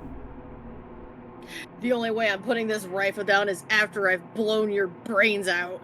With that, he sticks the muzzle of the gun in my face. It's a childish move, a playground tactic at best, but it's sufficient to show me that he knows he's in control now. He then levels the rifle at Dennis, and I can only assume it's because his wounds make him appear to be the weaker of us. The man takes a steady step forward. Dennis looks back and forth between the barrel of the gun and me, his eyes pleading for help. Protect Dennis! Step between Dennis and the gun. Yeah, fuck you, Mr. Gun Boy. You step between the two of them. Before I'm fully aware of what I'm doing, I step in front of Dennis. The intimacy between us is so true. The barrel of the rifle is nearly touching my chest now. Both Dennis and the man seem a little confused at my action, and I do my best to swallow down my fear. I don't know what's going on here, but we're here by mistake. Well, you have no business being here. But now the power is back on, I think it might be too late anyway. For what? I ask. But he doesn't answer me. Instead, he steps forwards and actually pushes me backwards with the end of his rifle.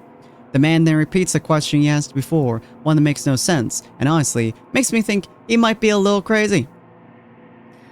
Who sent you? You assholes from the Pentagon? I'm not quite sure how to take this question. This man's joking, cause, President would not be dealing with shit from me. I'm the president. I'm not joking. No, what the hell are you talking about, honestly? What the hell are you talking about? Yeah. No, we're just loggers. Something blew up and my friend got hurt. We're looking for the rest of our crew. Likely story. I see a flicker of recognition in his face that makes me think he might believe me. Still, his grip on the gun is as tight as ever. The look on his face makes me think he'll shoot at any moment. You both just stand still. Sooner or later, someone will come along and I'll turn you over. He again thrusts the gun forward as if it has an invisible bayonet on it. There's no need for that, I tell him. I have no guarantee that he won't pull the trigger. Look, we don't want any trouble. We're just as confused as you are. Then, in a movement so fast that I just about miss it, Dennis lunges forwards. I have no idea how he's moving so fast. Just 30 seconds ago, I was worried about how close to death he looked. But now he's moving lightning fast, his left arm coming down on the barrel of the gun like a club. In the commotion, the man does pull the trigger. The booming noise is deafened, and there's a moment where I think I've been hit. It takes the clanging noise of the round tearing into the floor at my feet to help me realize that I had not been shot. I look to the floor and see where the shot missed my right leg by less than 3 inches. I'm paralyzed, in shock for a moment as Dennis and the man fly over possession of the rifle. There's a fire extinguisher on the wall I could use as a bludgeon, but I might not have enough time to grab it before Dennis is overpowered. Should we just clock the fuck out of this guy? Punch him! Yeah, punch him. Clock the shit out of him! Dennis has the man pinned to the floor, but isn't strong enough to keep him down. As I fall to the floor to help, the barrel of the rifle swings in front of my face, a reminder of how close I had come to getting shot. On my knees now, I deliver a hard, stiff punch to the man's face. I don't punch someone often. Never, really. I'm not usually a brawling type. Although, my ex-wife. Still, it is surprisingly effective. Damn. The man's head snapbacks hard as his grip on the gun loosens. Dennis grabbed the gun and falls to the floor, clearly winded and in pain. Our attacker is immobilized, and I can feel a shift in the situation. Yet, although he is basically harmless now, I feel the need to really pummel him. Desire that builds every second I look at him. It reminds me of my ex-best friend. Yeah, he didn't do anything aside from steal my cat, but oh boy. Then, are you okay, man?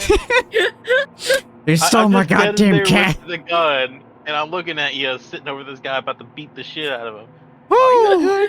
I've been wanting to beat the shit out of someone for so goddamn long. Ah, my face! It hurts! My beautiful face! Shall we step back, or shall we just keep haymakering the fuck out of this man? Well, it doesn't say that you took... Did it say Dennis took the gun? Yeah, Dennis has the gun. Dennis have the took gun? Dennis has the gun. I mean, at this point, he has the gun. So... Yeah. I think it'd be fine not to punch him. Okay. Yeah, we could just stand up, let him not get the shit kicked out of him. Also, I mean, it's a person. It's another person that you can talk to and to get answers from still. You can't get answers out of a corpse or an unconscious body. My poor fists, man. So, stand up. I'd say stand up. I agree. Let him go. Damn, my fists don't taste the blood. You took it easy on the man. He's definitely out now, no threat. Or at least that's what I think. But he surprises me by mustering up one more swift kick in my direction, connecting with my forehead. My eyelid swells to the size of a grape almost immediately. Seems like the last attack is to spite me more than to defend himself. I stumble back and ready myself for another round of blows, but he just slouches into the floor. He's done. Dennis instantly hands the rifle over to me. I take it with shaking hands. I can't believe you stepped between a man and a gun. He could have killed you. The intimacy between us. It's like brothers. Or more. But yeah, I was pretty sure he wouldn't have killed me. Yeah. Say though I know no such thing in any way, shape, or form. Still, thanks.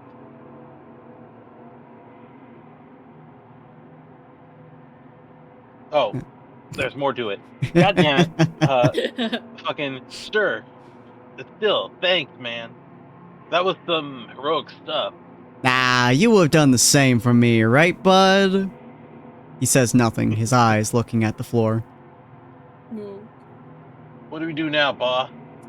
Now, as much as I would love an answer from you, we've come this far, and boy howdy, do I want some answers from this goddamn cocksucking son of a bitch. So, look at the man, take a hard look at him. This gun feels good. We get answers from this guy. No answers. I don't have any. Yeah, next time I, won't just hit you. I have a gun, so get the fuck up, asshole. He obeys quickly, but his legs are wobbly and leans against the walls to support. Reminds me of my current wife. I could feel my swollen eyelid from when he kicked me earlier. Just hope it doesn't get so bad that it affects my eyesight, because, that would suck.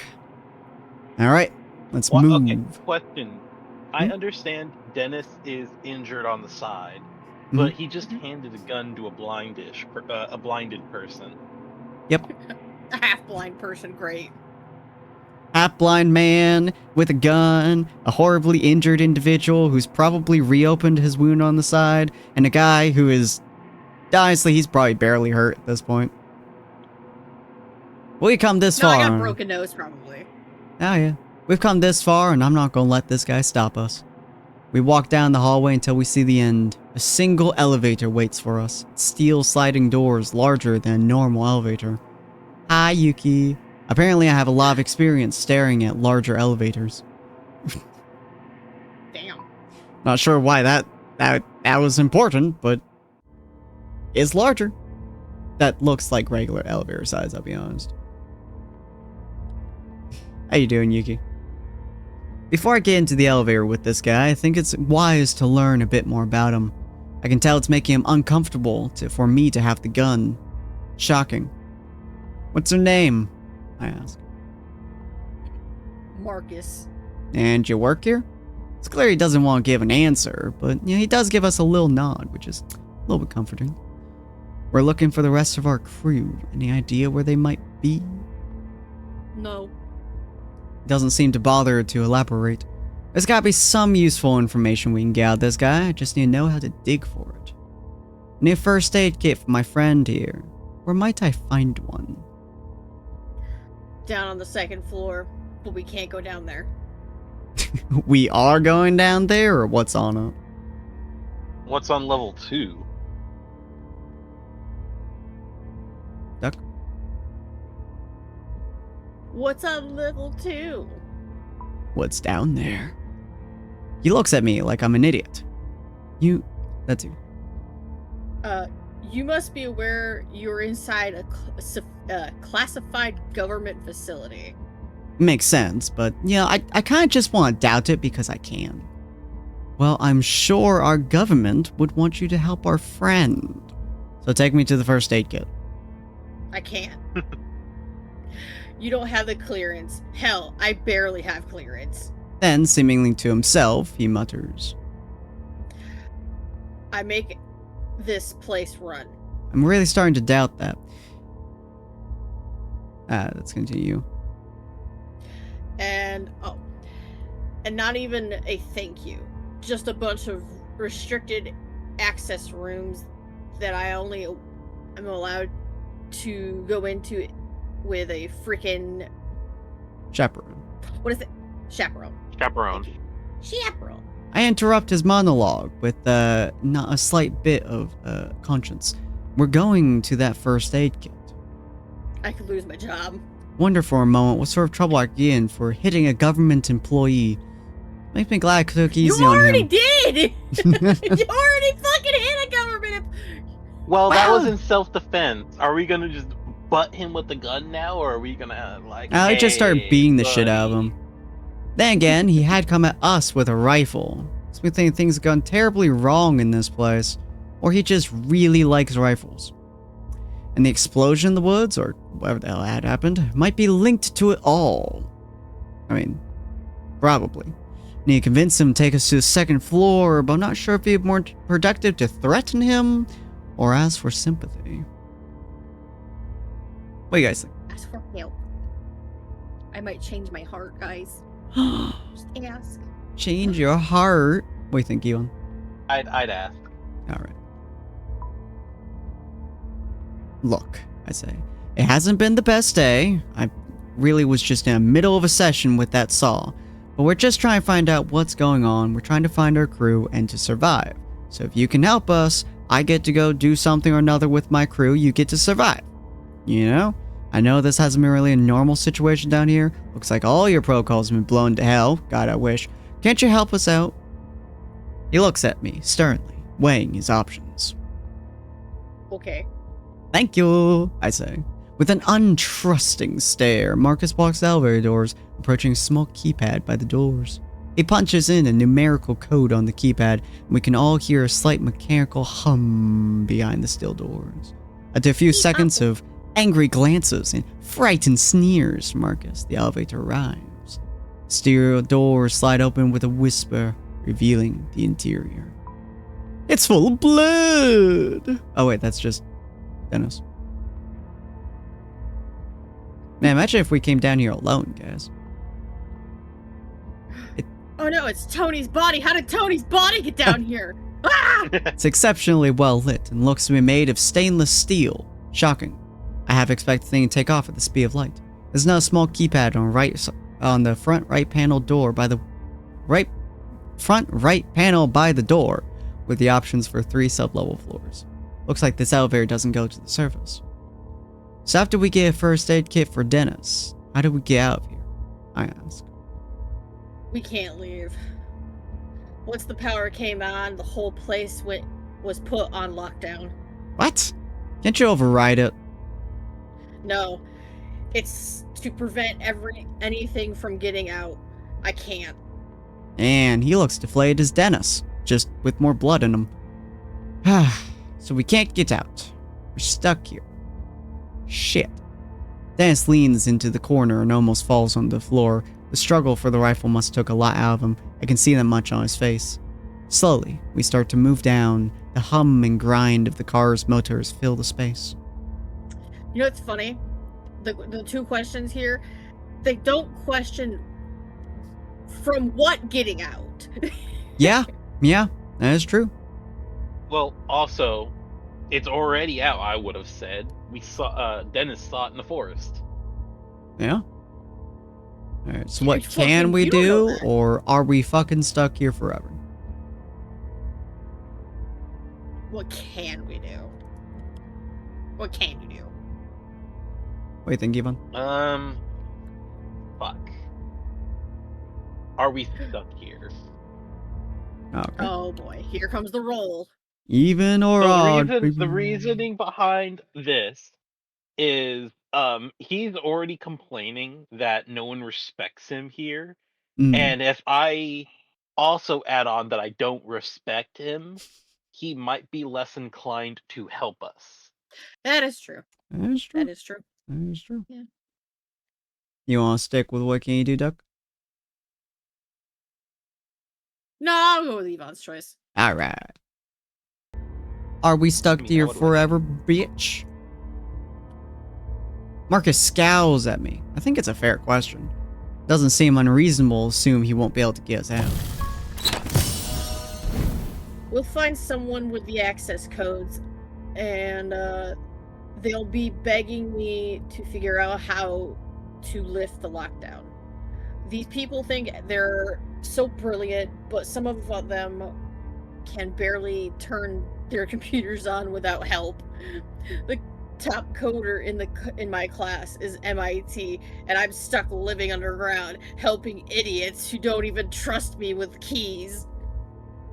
He's very salty, it seems. Yeah. How big is this place, or what the fuck goes on? How big?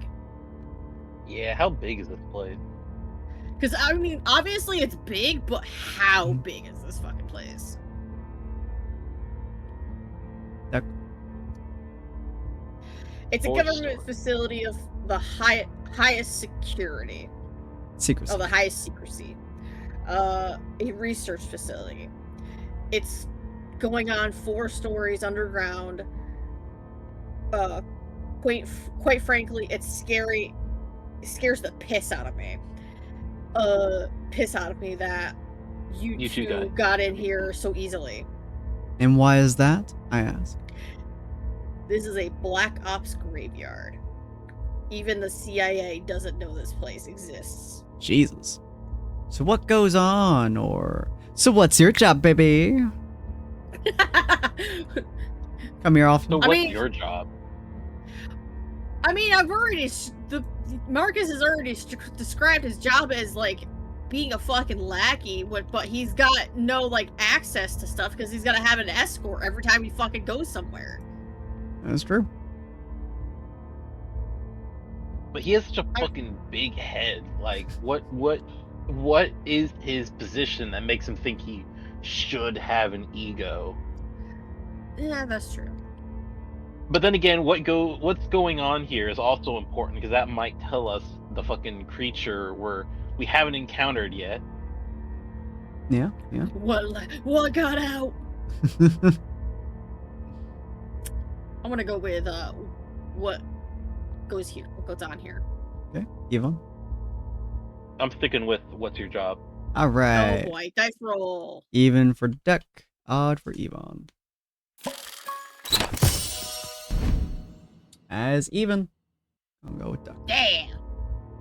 What goes on here? He finally gets one. Yeah. Marcus shakes his head. Funny. You may as well shoot me. I can't tell you. Why not? It's beyond classified, and the things I know don't even cover the start of it. I missed you, wifey. I hope you're doing okay. What does that mean? I asked, starting to get irritated. It means that even if I wanted to tell you what sort of work is done here, I don't know enough about it. So, what knocked the lights out, or what's your job? Now we can do what's your job. Yvonne?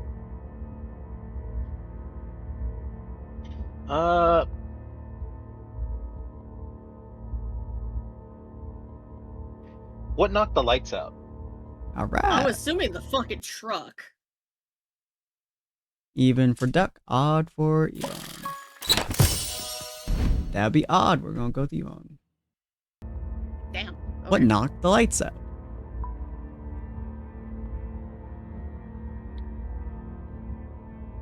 Seems like some sort of power outage. That's all I know. There was an outage and then Things got weird. no, that was my line. I know, but you were taking a second, so I just filled in You the never blank. fucking said you were lying. You fucking. Oh wait, that's my line. Then what? Oh fuck, I didn't even see my line. Fucking Christ. Oh. Things got weird. Things got bad. Bad how? Dennis somehow knows your knowledge before you do. You fucking mind reader. The whole place seemed to shake, and then the lights went out. I was checking the monitors when it happened, and everything went dark, dead. It took me more than a minute or so before I started hearing the screams. People were being killed by something. I tried to get into the security cameras going again, but they only lasted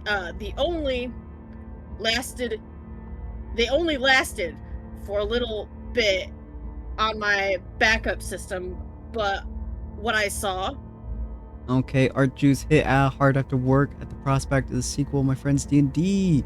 Scribbles look good, drawing the line art, deeping, fair. Show you peek? Absolutely send the peek. I would love to see your art.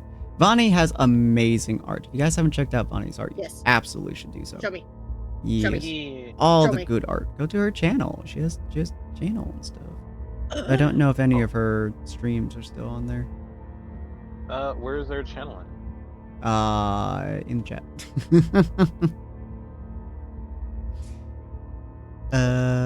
Here it is. I don't know if any of your streams are on your channel actually. I want to show your art, buddy. I miss showing Yeah, there's your no art. videos on their Twitch. Let's see. Cries. Oh, that's pretty. Oh, I have. Do I? I might.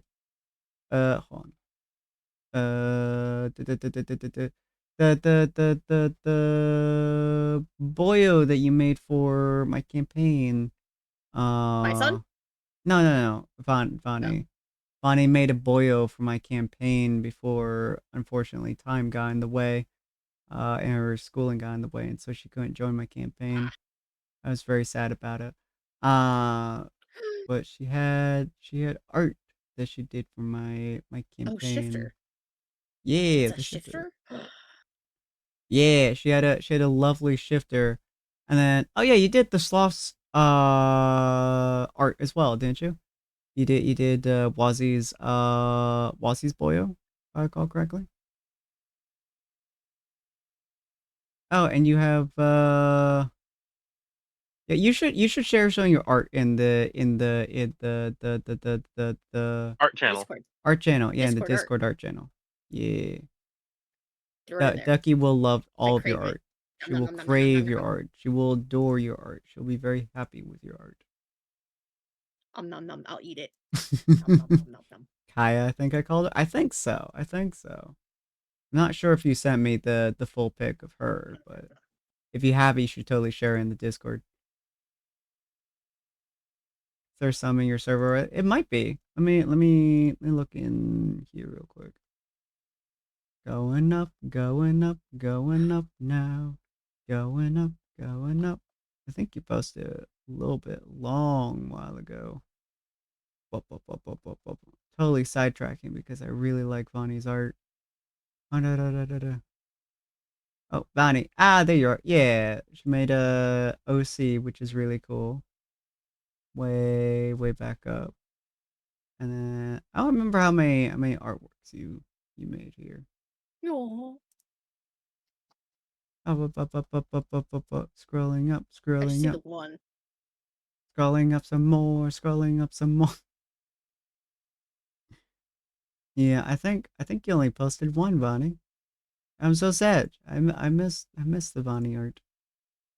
The Patho one. Oh. Yeah. I always miss the wifey's art. She's such good art, dudes. But yeah, I believe Wazi's character in Kings is Vonnie's art. So that's one example. Man, ads. Nah, fuck the ads.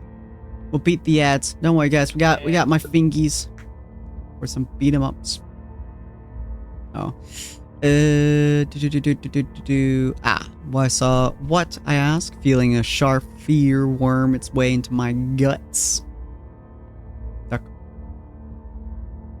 I mean, there was an ad. I don't know if you want to redo that. Yeah, we can redo that. The ads are down. 2 minutes of ad. I'm gonna fight the ads with my tootsies. It's important that the Guys, tootsies are. There's are something in there. the walls. It's in The the goddamn walls. No, not the goddamn walls. Someone fight the walls for me. I need to eat It's the in walls.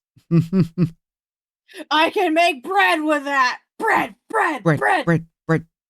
Hi, wifey. Yeah, feel free to spam your art inside the Discord channel because we love seeing it. It's always good to see the arts of the wifey. And if you ever see Wazi streams, whenever he comes back, the hair that comes over his character, for my version, was made by Vani as well. Super cool stuff. Vani is such a good artist, guys. Like, she's such a cool artist. She's also how I know of the displaying the tablet on the stream or screen for the stream. Before I met you, Duck. Oh. That's why I saw it for the first time. Oh, okay. Yeah. Neat. She does cool streams. I miss watching Vani stream. But also, she used to stream at stupidly early hours for me, so I didn't get to watch it very often. But, you know. Are the ads done? Looking at the stupid hours you started today. Look, I have to adhere towards my subathon goals, you know. I said I would. People say they want to see me stream more, so now I'm streaming more. Then they keep going, I want you to stream in better hours. And I'm like, I ain't got better hours, bitch. I got these hours and you'll take it or you'll leave it. Fuck you. That's why. Right. But it's great. Okay. Looks like ads are just about done. Hell yeah. Hallelujah, motherfuckers.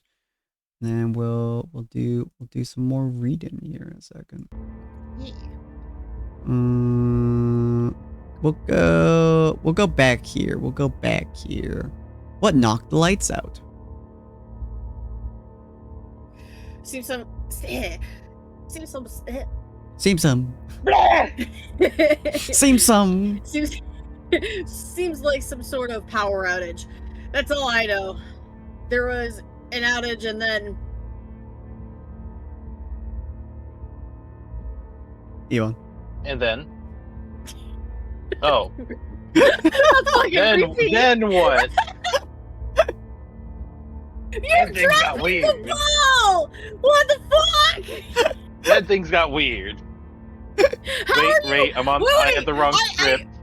Director, wrong script. I need to know.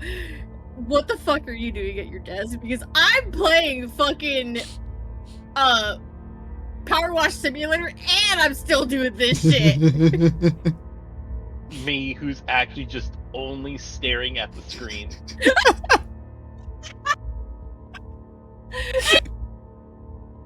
Did you know I drew Rose's character? I did not. Oh, I like that. Well, I'll see that. Oh my god. Alright, give me a second. Also, I fucking love that sketch. That's the word I was looking for. Sketch funny. It's so good. So pretty. Oh, Okay. there's a sketch? Then things got weird. As she sent it to me in DMs. Things got Bitch, that's my line! What the fuck are you doing? Director, I got the wrong script again. You got this, Duck. Fucking, the things got weird, things got bad. Bad how? The whole place seemed to shake and then the lights went out. I was checking the monitors when it happened and everything went dead. It took me more than a minute or so before I started hearing the screams. People were being killed by something.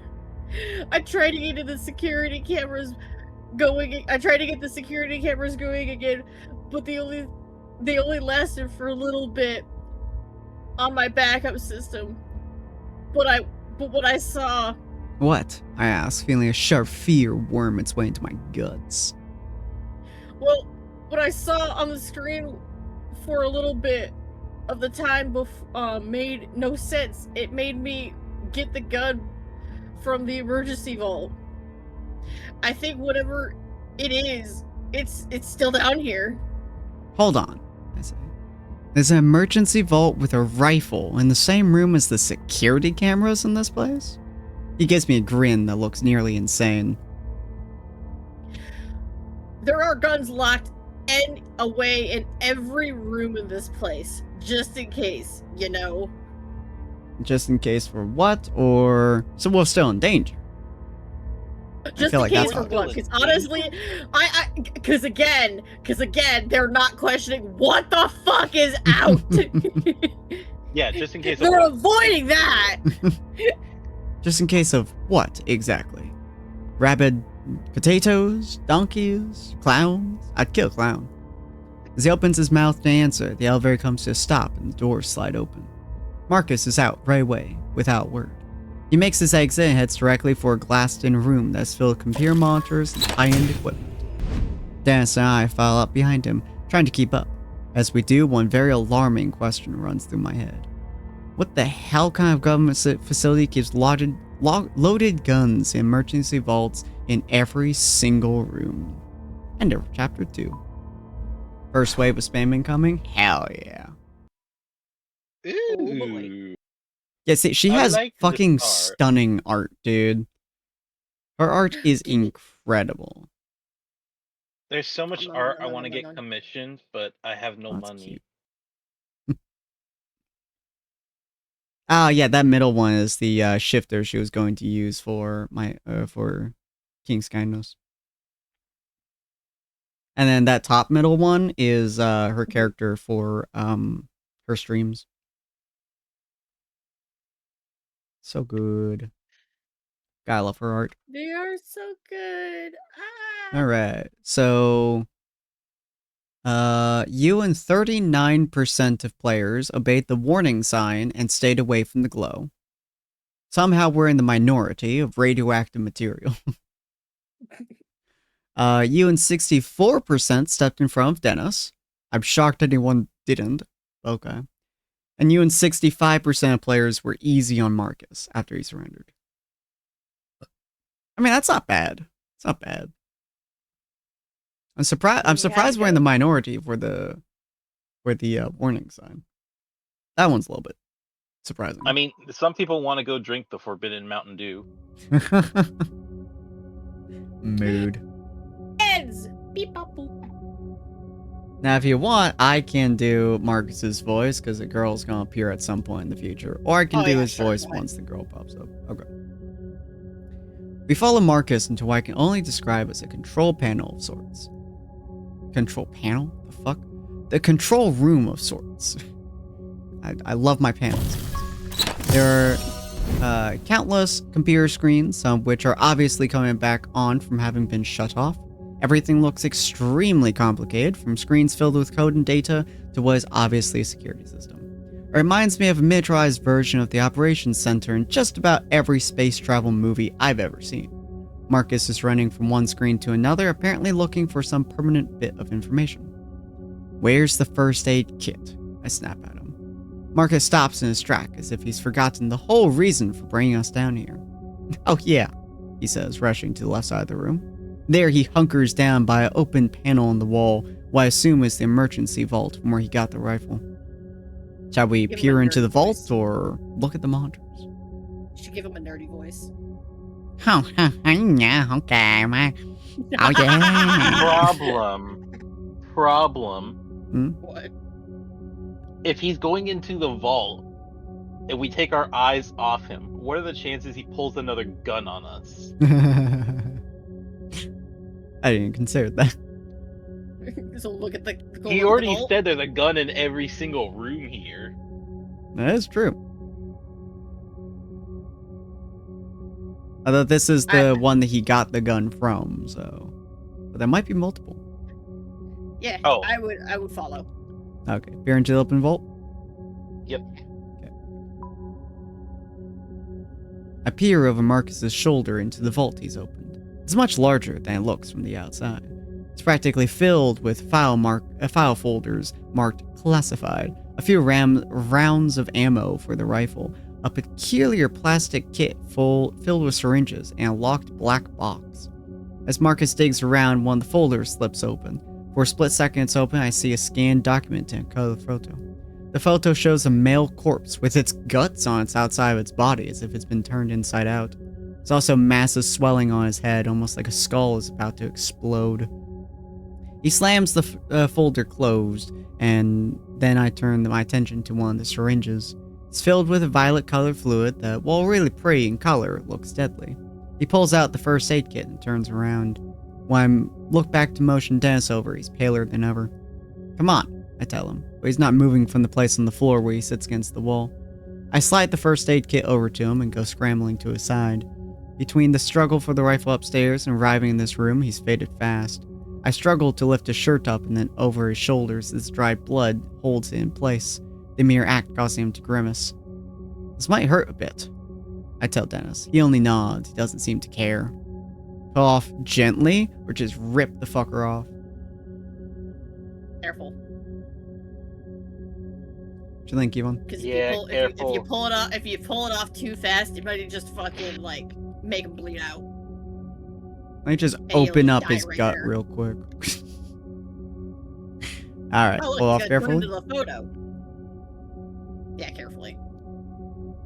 Alrighty. You decide to pull it off gently. I lift the shirt off gently and makes a sucking sound. There's so much blood that the moisture tries to keep the shirt pulled to him. He lets out a little moan, but seems to relax, in spite of his injuries. With the shirt fully removed, the extent of his injuries become clear. The intimacy is far too intimate. His wound is more visible now, though it's partially hidden by the blood that started to clot around it.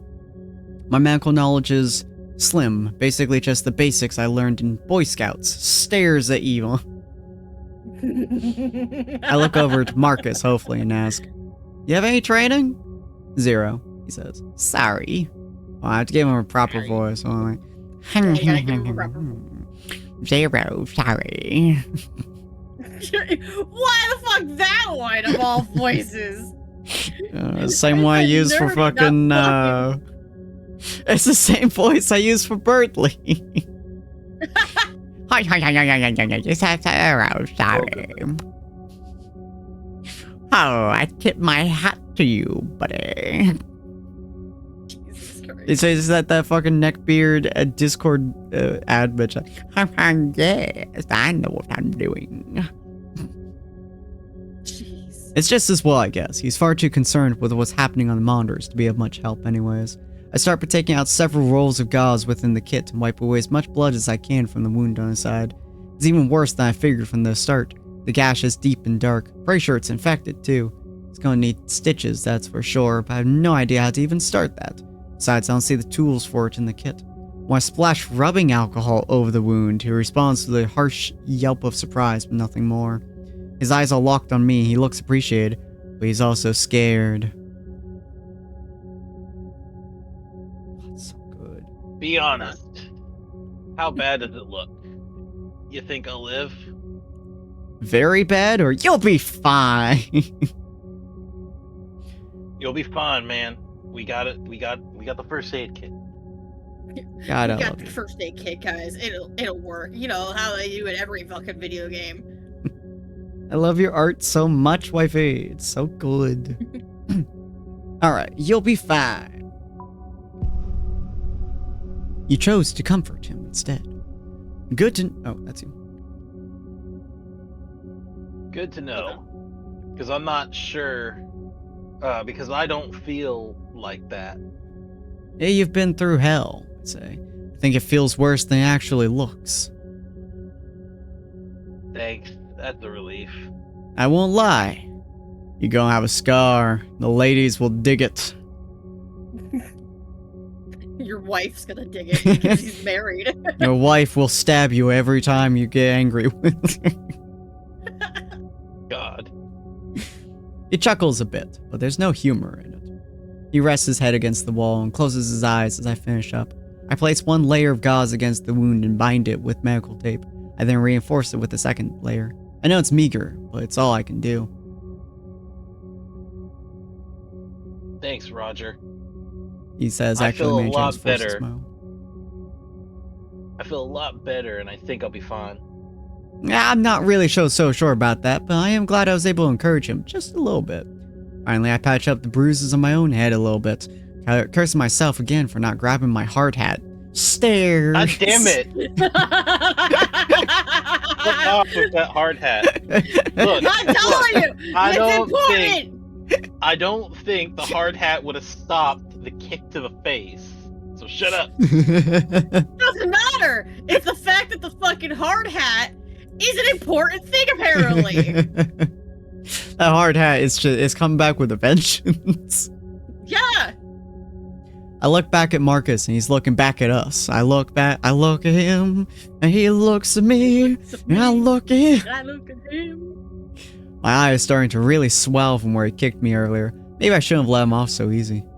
Are these first aid kits all you have in this facility? I ask him. If there's something better, I was like, if there's something better, I'll know about it. I noticed then that his defensive posture is no longer there. Something is different now. Just a slight change to his demeanor. He's husky. He's seen something on these monitors that has him frightened, apparently not husky, more than he was before. What is it? What's wrong? His eyes travel around the room and it's obvious he's trying to decide whether or not to tell me the truth. I feel like I only ever show the same stuff in most of his art from the sloth. Well, I love your art one way or another, Bonnie. Cringe or not cringe, we must embrace it because it looks good. I like it. Yes. Alright, are we telling him to spit something now, or are we telling him to look up the monitors? Or are we gonna get up and look at the monitors? I say I go would- and look. Go and look. Alright. Rather than wait for him, I get up and scan the screens behind him, see if I can find any clues I had missed moments ago. After a few moments, I see a few things that even I can comprehend hidden in the complex information on most of the screens. On one screen, I see what looks like a power meter that is slowly climbing upwards. A single message is flashing underneath it. It reads, "Unexpected power failure, foreign entity." Another message trickling along the bottom of the black screen says, Safety lots on level 3 containment doors engaged. Override. I see still screens on a few other screens that... I see still scenes on a few other screens that I assume are security cameras showing hallways and passages from somewhere in the facility. One of them shows the first level hallway that we were on a few moments ago. Another shows a hallway I don't recognize. The floor is covered in blood. Oh my god. Appreciate it. I gotta go bed. Have fun sleeping, Bonnie. We appreciate you, darling. Bye. Big sippies. Another shows a hallway I don't recognize. The floor is covered in blood. From just off the screen, I see what I think might be a human body, but it's bent in an impossible way. It looks like the body's legs and torso have somehow been merged or melted into the floor. Systems or person? What do you thought, Doug? I mean, obviously they're dead. And I hope so. you would hope so, yeah. I'm, you know, the climbing numbers would concern me. So I would say the system. Okay, Yvonne? I agree. Alright. This place is full backup for its backups. It's not ever supposed to suffer a full electrical shutdown. And what does foreign entity mean? I ask, hoping he has a sane answer. I have no idea. That keeps going off and on. Whatever it is, it keeps entering and exiting to set off the sensors. What the hell? Wait, there's still something happening? We're still in danger? He turns away, clearly fearing he's already said too much. And as bad as that is, there's a scene on a monitor that makes my blood go cold and my fear spike to levels somewhere near terror. The scene is very familiar. It's the logging site. The equipment is unmistakably mine. I even see my truck. Something like fury starts to rise in my guts, momentarily pushing aside the fear. For a moment, I consider just tearing into him, a few punches and a shove against the wall, nothing more. I want answers, and I want them now. I'm not sure which would provide more answers, asking calmly or kicking his ass.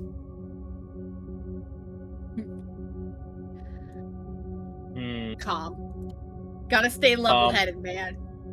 Alright, calm it is. Could you please explain to me why you've been spying on my crew? My anger is prodding at me. I have to hold it back again. It's near the surface, demanding a release. As part of my job, mine and a few others, your crew's been watched ever since you set up your equipment. Why? Because they're working with heavy equipment, some of which digs into the ground, less than a mile from a secret government facility. I had no idea of that, I said. How could I have known? He gives me that same crooked, trembling smile that's beginning to creep me out. Because those things would draw attention to this place. You have no idea how secretive this facility is. Besides, I know the higher-ups have looked into it. Your site is on government land. It's shy by about 300 meters. Every piece of your equipment is on private property. That timber tract you purchased from Mr. Gladstone 2 months ago. So if you wanted to intervene to keep your crew away, we could have done without stirring up a fuss. The fact that someone with such low level clearance knows about this much about my logging crew is unnerving. If you've been watching us, why didn't you recognize us when we met in the hallway? He shakes his head and exhales like it's obvious. My cameras have a bird's eye view. I can't see faces. We just track bodies and names. So where the hell is my crew? Or ask him calmly. Hell's the crew. Where the hell's my crew? Look, all of you were on site as usual before the incident. It's been a few hours since I had checked though. I can tell you're starting to get rattled by this interrogation. He continues with his eyes fixated on the keyboard. They might have come near the facility, or maybe not. I don't know. I'd tell you if I did, okay? Well, are they inside of the facility? You have cameras everywhere, right? Look for them. He puts his hands up defensively.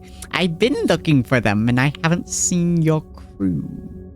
But, he adds, The low levels don't have cameras. Classified. I'm not sure how they would have gotten there, but it's a possibility.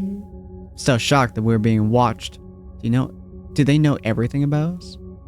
I'm telling you, the depth of influence in this facility goes deep. There are 36 employees down here. Outside those employees, only 5 other people know this place exists. The hell goes on here, or ask calmly? The hell goes on here? I'd say calmly. Okay. Oh boy, dice roll. Even or odd, we shall see. It's odd, baby. We're asking calmly. Boop. What do all these people do here? I ask in my voice level. He doesn't even pause to consider if he should go any further. He actually laughs when he gives me the answer. I actually don't know everything, probably very little, but what I do know is that it's more than Black Ops. What does that mean? There are scientists here who have been disowned by their own governments because of the nature of their work. You get it now? I don't. Not at all, but I don't want to know that. You said there are 36 employees. Where are they now? As far as I know, everyone else is gone. Gone where? He points to the screen that still informs the unexpected power failure and cringes. If this power failure was not corrected in time, there's no telling. But they're here in the facility somewhere, right? Hoping somebody will be able to help Dennis better than I can. I don't know. They could be anywhere. Look, I say, furious with the way he's talking in riddles. I don't. Yvonne. Oh wait, where? I Right. don't.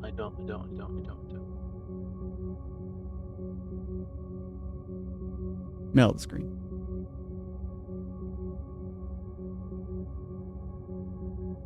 Oh, I'm looking at the fucking Twitch. That's why it's so far behind.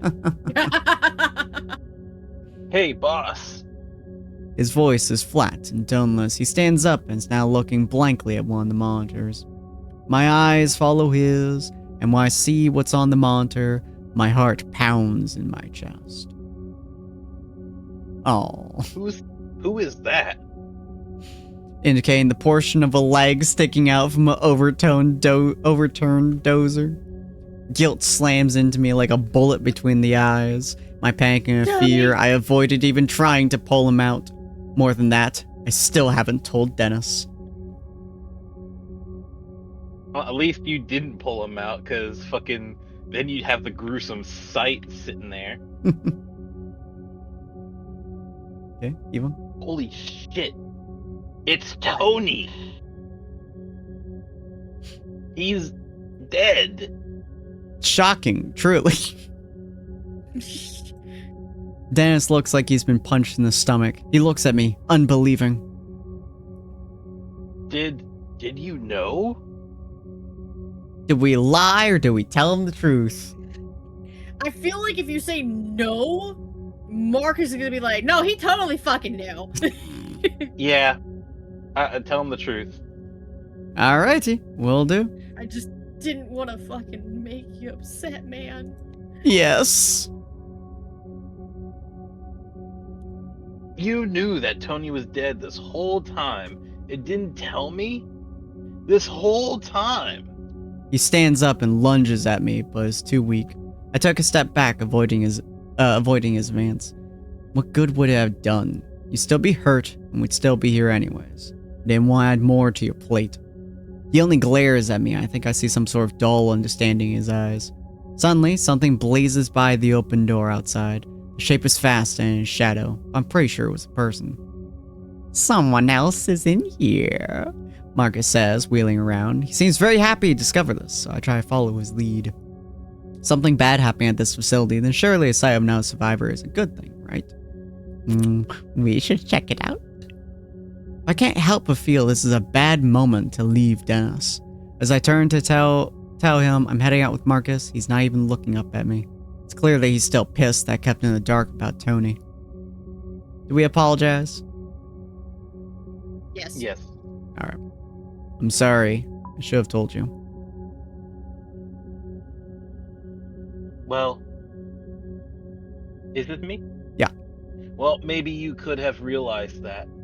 I don't know. But waiting God knows how many hours Before waiting.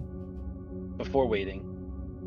His shout rings in the small room. All I can do is look at the floor.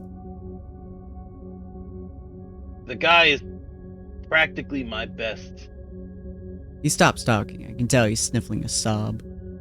I'm so sorry, Dennis. About Tony. About not telling you.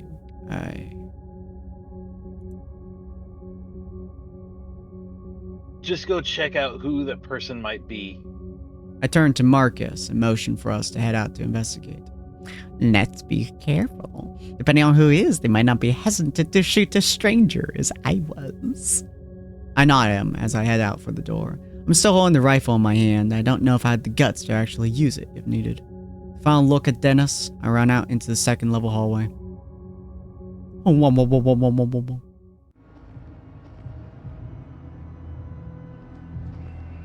Ooh. Ooh, scary. Marcus follows.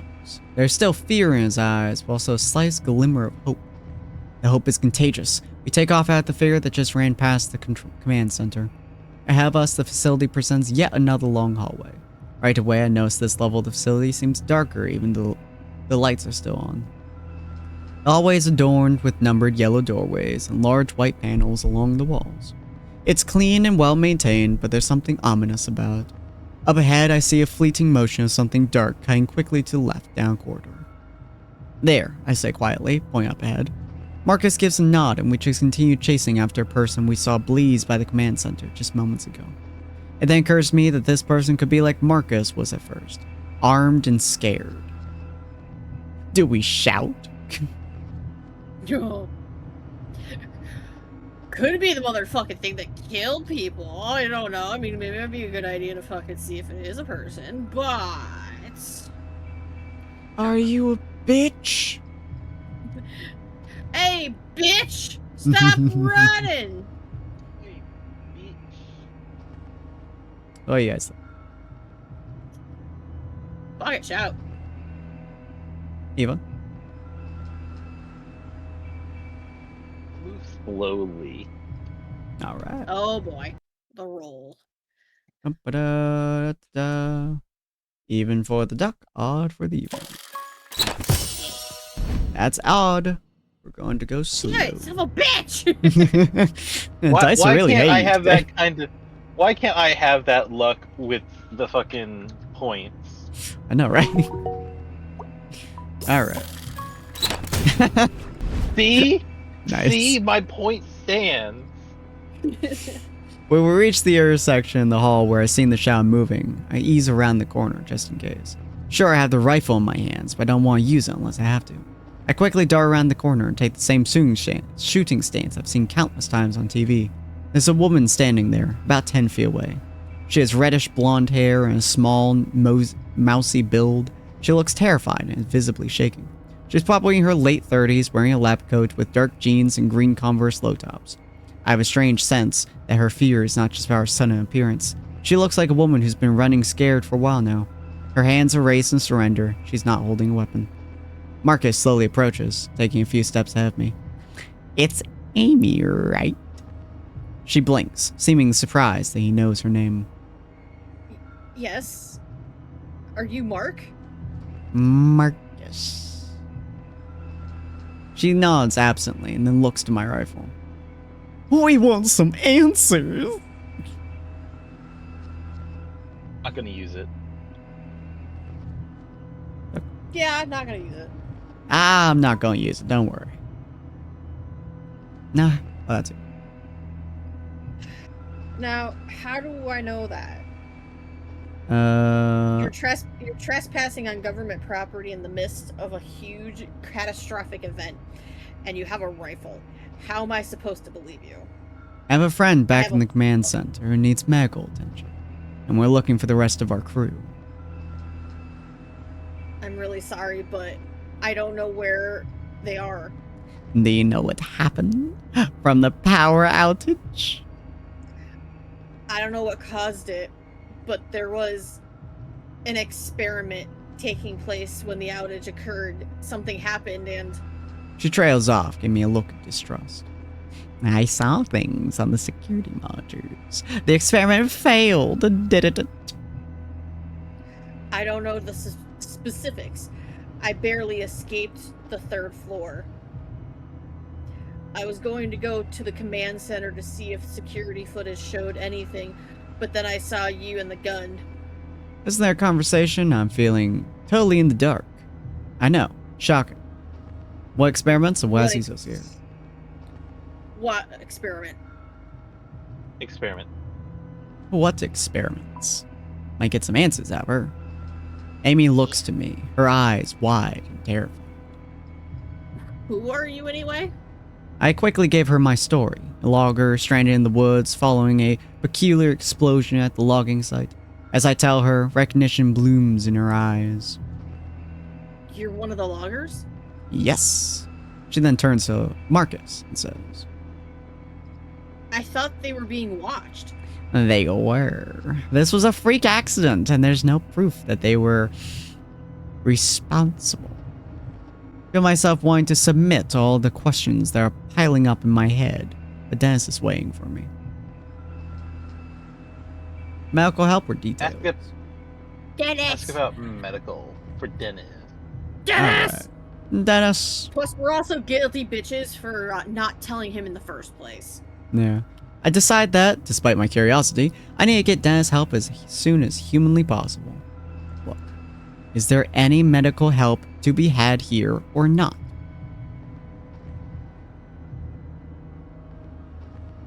No. Probably, but you'd have to find Colonel Barksdale. He knows where all of the sorts of supplies are. And where is he? In fact, where is everyone else? At this, Amy starts to weep. She falls to her knees as if someone had struck her from behind. Gone. Some were killed, and some were just, I don't know. They disappeared right in front of me. What the hell is going on here? Disappeared? Disappeared. Disappeared. Disappeared, you say? Disappeared.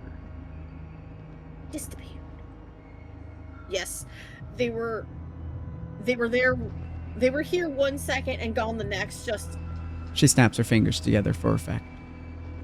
gone. Something here is with us, and we were conducting an experiment, and all went horribly wrong. Something came through. Came through what? Marcus asks. I don't even know that much. An entity, but whatever it is, it's still here somewhere. How could you not know? Don't you have full security access? No, I have access to almost everything, but there are 2 levels of security beyond my clearance. So what do you suggest we do now? I'm not sure. But if you want to find your crew, we need to find Barksdale. He's in charge. Where is he? Down on 3rd level in the hangar. Then let's go. It's not that easy. Amy says while looking at the rifle in my hands. And why not? Like I said, something came through when the power went out.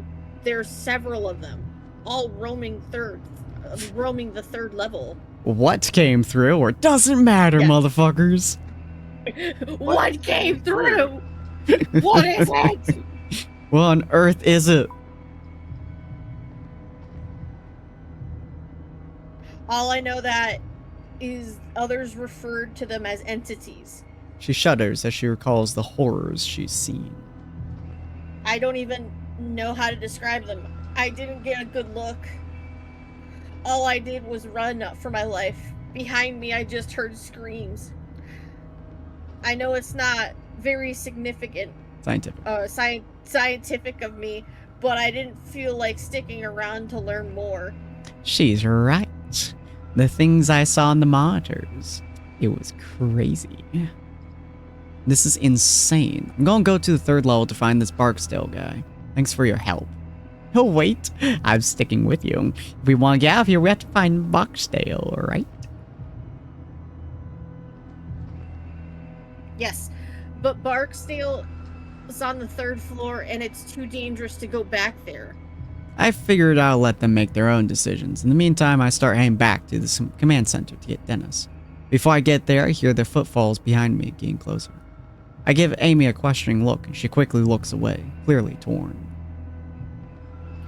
Neither one of you know what your way around here. Looking for Barksley on your own would be suicide. Like her or not, she does have a point.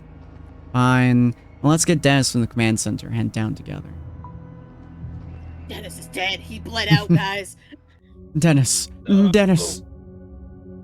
God fucking damn it, Dennis. No, he turned into something. We enter the command center. I'm happy to see that Dennis has regained some of his color. Shockingly. We're going to get you help, I tell him. And then we're going to find our crew and get the hell out of here. More help would be great. With the way you took an hour to get my shirt off earlier, I'm not letting you touch me again.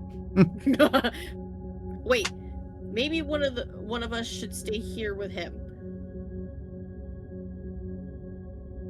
I'll be okay. You don't know what's out there. I saw them. I saw what they do, what they can do. This facility is not safe. Were any of them on this floor, or what can they do? Are they on the floor? Yeah, are they on the floor?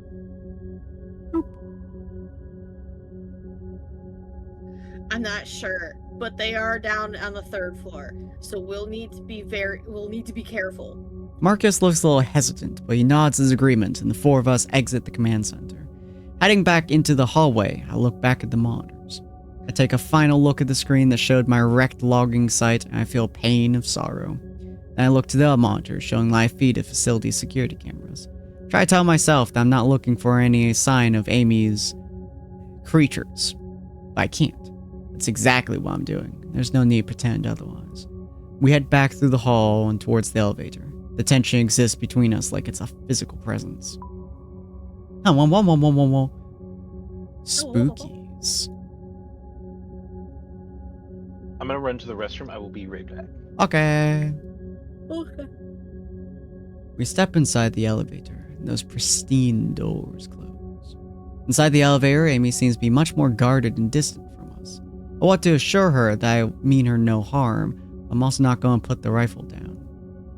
So you have a pretty high clearance in this place, right? That's right. So what kind of experiment are we talking about? What went wrong? When she starts to answer my question, I can tell it's something of a relief for her to get at least some of it off her chest. There's been a lot of work on a project taking place here over the last 3 years or so. The purpose is to find out if there is any real viable science behind point-to-point Instantaneation. instantaneation. Like teleporting? Oh my god. I had no idea. I knew there's some real weird stuff here, but nothing this insane. It's really not all that insane. We found our first major breakthrough about 9 months ago. We were able to teleport a live rat from its cage on level 3 to a small lab in New Mexico. The trip took the rat 5 seconds. Are you kidding me? Dennis says. Not I at can all. tell. I can tell he wants to sound as if he's mocking the idea, but he fails. He is scared. Not at all. The problem was that was that when the rat arrived, it retains Retinas. its retinas were dilated and it's Detached. were detached and its intestines were on the outside of its body. Ugh. Nasty. While I wait for Yvonne, I will also take this moment to go piss. And I'll post something. I'll be right back. So. Okay. Take a moment, stretch, chomp on something, do something, relax. I don't know. Whatever you guys like to do. Fuck. Go piss, girl. Go piss, baby. All right. Yeah, I'm back. Hello. I'm shocked that this is putting you to sleep. I'm fucking exhausted. I didn't sleep well last night. Girl. I kept on getting up every couple like an hour to like an hour and a half. Needed to go to the bathroom or fucking doing something because I was like, well, the other thing too was that Yvonne kept on elbowing me in my sleep. in his sleep and shit. How dare you, Eva? Don't you know you're supposed to let people sleep when they're sleeping? Oh. On plus side, we're about to get to the spooky moments, I think. Oh boy. We'll get to the next chapter and then we'll hop on to something else. She slap. Alright. I might need a nap. We shall see. Okay. Yes, so what does this have to do with this now, or did you ever perfect it? Which one you guys want to do? Perfect it. Have to do with us now. Alright. Even for the duck, odd for Yvonne. Roll 6. Isn't even. Yeah. You said perfect it? Yeah. Okay. Did you ever perfect it? Well, about 6 months ago, we successfully made that same experiment. The rat arrived in great health, and at this time, in just 3 seconds. Impressive. Still, one of the things, yeah, impressive actually. Fucking damn. Still, one of the things that we needed to tweak in order to make the process completely safe was how to figure out how to keep the subject on a straight course. When the matter is being transported, not only are the atoms being unknitted and then put back together upon arrival. Unknit or transported? Unknit. Transport. Okay. Oh, fucking dare you. Even for duck. Odd for Yvonne. Alright. Transport. Damn. Yes. Deconstructing and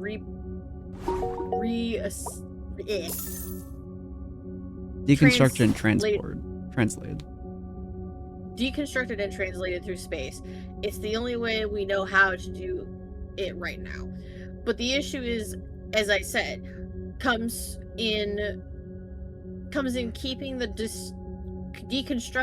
deconstructed subject on a straight course to its destination. When the process occurs, we are deforming space-time. We are creating a shortcut through space, and that has risks. Dennis. That is, why exactly? Because there are more dimensions in space than the 3 we exist on.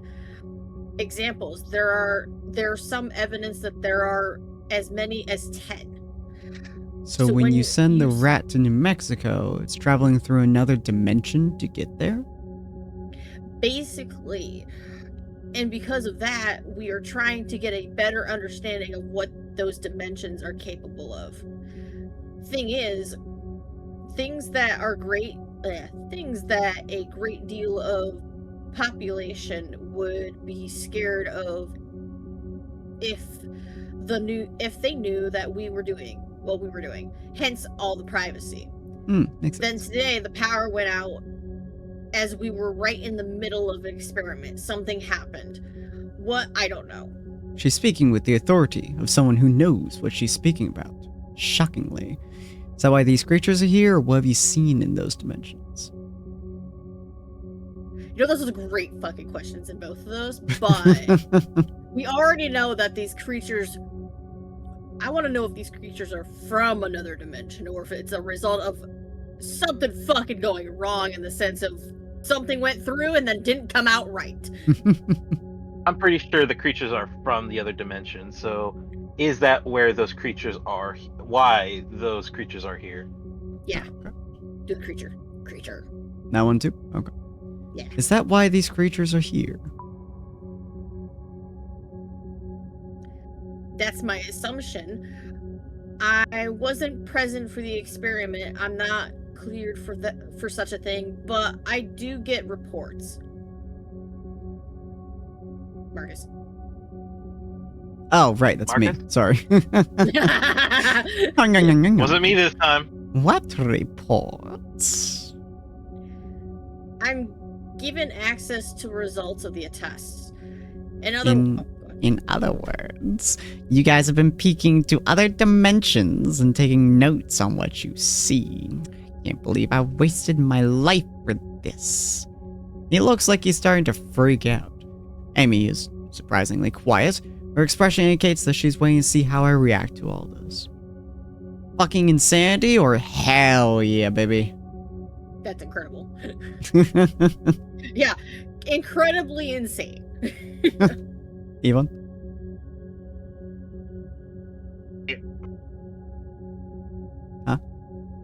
Huh?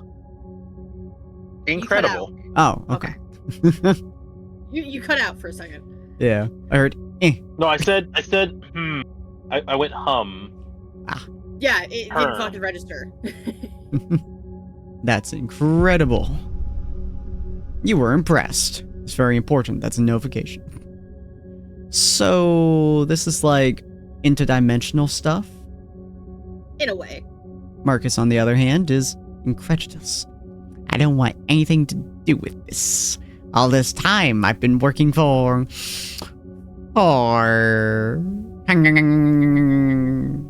Just a single level beneath my feet, you assholes been tearing apart space and time. When the elevator doors open, skipped I that can't... entire sentence and didn't say anything. What? You fucking skipped that entire sentence.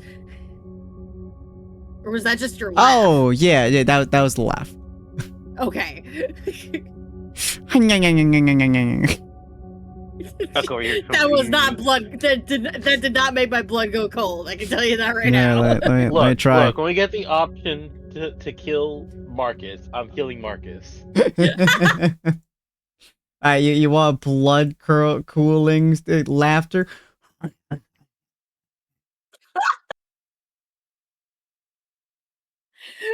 You know, I sure, don't let's think go I with even that picked one. that up. I did. I think it did. But Hi. Oh my god. All right. There you go. The blood cooling laughter. Oh I god. shake my head. Outside the elevator, we step out into what appears to be a massive industrial area. The carnage waiting for us is unlike anything I've seen in the upper levels. Oh shit. That's some blood. The area looks industrial, like everything was built for utility only. But more noticeable than that is all the blood. My god, I've never seen so much blood. These creatures must have a field day. Oh wait, that's Marcus. God damn it. I was like, am I talking for Marcus? I keep thinking it's Dennis, and my brain's like, wait for Eva. No. Holy shit. Guys, look, it's Kool-Aid. That's you. There were more personnel in the area when the experiment went haywire. She says, The as if the research- explanation makes it all Oh, better. that's you. The research you all do down here had better be worth it. We have to get moving or we're going to lose our nerve. Amy, let's focus. Barksdale is in the hangar. If he's still alive, yes, that's where he'll be. Then let's hurry. As far as I can tell, Dennis is doing so much better. I'm getting tired of trying to keep my fear at bay. Between the blood on the floor, the silence level 3, and Amy's talk of the lab rats, I'm getting freaked out. Should I go first? You have the gun. I do have the gun. Yeah, you should go first. Why make Why make Amy go first? She knows where to Make go. Marcus go. Make Marcus go first. Marcus, I Have choose Amy you push to go Marcus. die in my microwave. have Amy push Marcus ahead. I'll go first. Stay behind me. The four of us start walking ahead, with me in the lead. We stop walking when we come to the remains of what looks to be 3 different people. It is hard to tell how many bodies there were because they've been torn to shreds and are distorted. 2 of the bodies look as if they've been fused together. Another man looks to have his leg welded through the floor. I can see this man's face. He died in an abject state of horror, his mouth pried open in an eternal scream. Shall we look further? Look at the bodies. Get a better understanding of what you're dealing with. Yvonne? I'd say we could take a quick look. We take a quick look? Bodies. Investigate. Alright. I see half a face pushed down into the floor like putty, barely attached to a separated skull. A single dead eye stares at me. I think I might puke. Behind me, Marcus does just that. As I listen to him heaving, my eyes cannot leave the carnage. There's blood everywhere, a crimson pool flooding the floor. There are hunks of skin and tissue splattered on the wall, and a strand of unspooled intestine that clings to the floor like a dead snake. Jesus. Dennis steps up beside me, and when he speaks, his voice is soft and flat.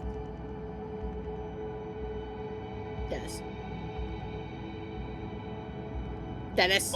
What the hell could do that to someone?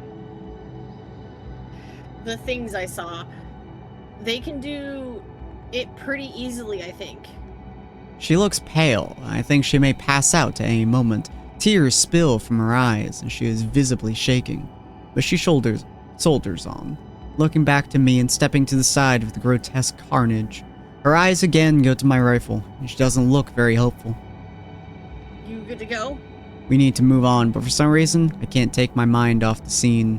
My mind is reeling, trying to process it all. Let's go! Yvonne?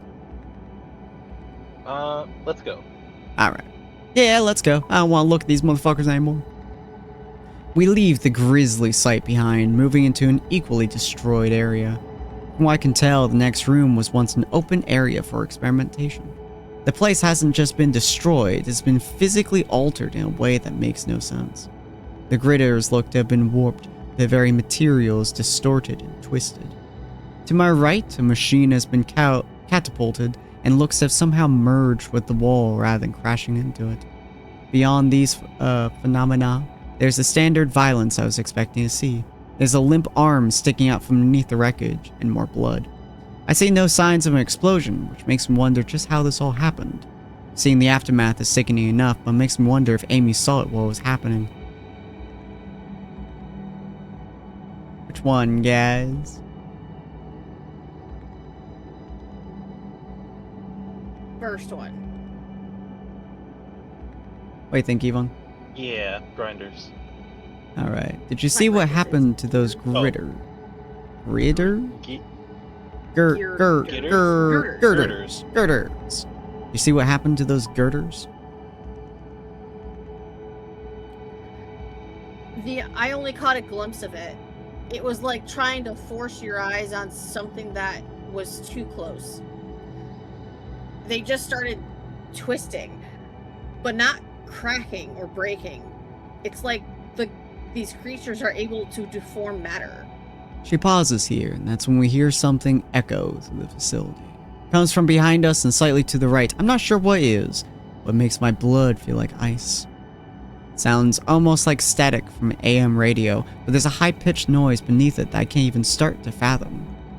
What in the hell is that? I ask, instantly clapping my hands to my ears. One of them. One of the creatures. Yvonne? Dennis! That's what they sound like. I see that he's leaning against the wall again, wincing at the noise. I suddenly realize I have a death grip on the rifle, ready to shoot to the next thing I see. How far away, or anything between us and them? Well, you got an ad first off. Ah, true. I suppose we shall wait. Hoi, hoi, hoi, hoi, hoi, hoi. I'd say the anything between us and them after ad Mm. break. Alright, duck. Yeah, I Alright. agree. Ugh. Waking up early in the morning sucks, man. Just stop waking up. Man, Wow, one Dale. day. Stay Let me up just 24/7. let me just grab that gun real quick. I'll make sure I don't get up the next day. Jesus Oh, Christ. not what I implied. Don't worry, I got you, baby. Don't worry, baby Don't girl, worry, I got you. It's just a Nerf gun with foam. Jump, jump, pow, jump, jump, Better pow. Why must this be Nerf? Why? Oh, good lord. After we're done with this thingamabob, depending on if my friend Puff is back, we might be able to do some escape the back rooms if you two are functional for that. That could be fun. I will be. After this, I probably won't be. Ducky is just dying inside, just like, I- please, let me I die. am. I'm like, let me fucking perish in peace. Let me die, you gosh damn son of a bitch. Don't worry, Ducky, I got 5 more hours to go. Can you imagine the pain and suffering? Jesus Christ. No. Just think, See, Ducky. I could never. See, this is why I could never do a fucking 12-hour. Nah, you let gotta go I- straight for 24. Fuck no. Gotta just like sit down and just like Fucking I just like be like, all right, guys, I'm gonna be live for the next 24 hours. You no one can stop me from this shit. I'll see you when I'm dead. That's what you gotta do, Duck. That's what you gotta do. No. Or you gotta put it as like a sub goal and then just watch as it gets hit.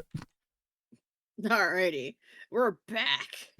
Uh, Yay. Yeah, we might be. Are we back? Are we truly back into the land of the living and or dead and or destroyed and or in pain and or Back on murder? land. There we go. Alrighty. So, anything between us and them? Yeah. Okay.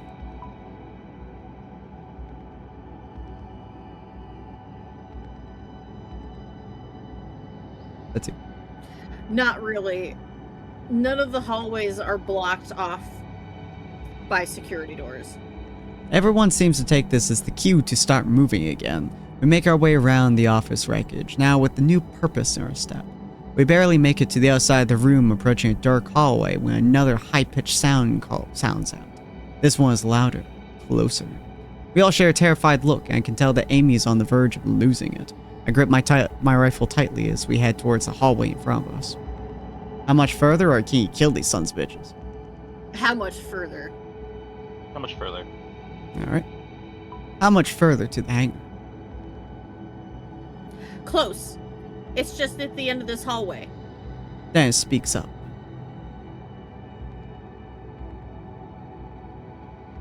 Why don't we Dennis? just haul ass then? No one says anything after that, but I can feel the presence of terror around us, pressing in like some new violent gravity.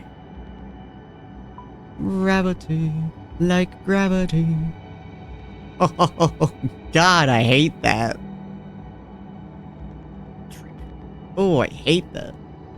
The small utility hallway is well lit. Looks like it was designed to be used by select maintenance workers. What goes on in this area? I ask. I'm looking at Marcus. I ask the question, but he only shrugs in response. She might know. I've never been down here before. It's just the utility hallway. But at the end there is the maintenance room. There should be a gun or two in there. It's also the most direct path to the hangar entrance. As we walk quickly and quietly down the hall, I take a glimpse ahead and feel the hair on the back of my neck stand on end.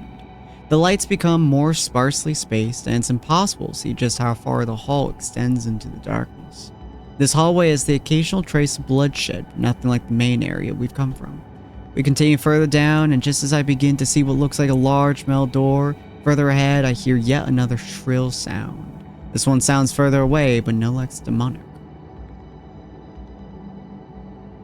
Dennis.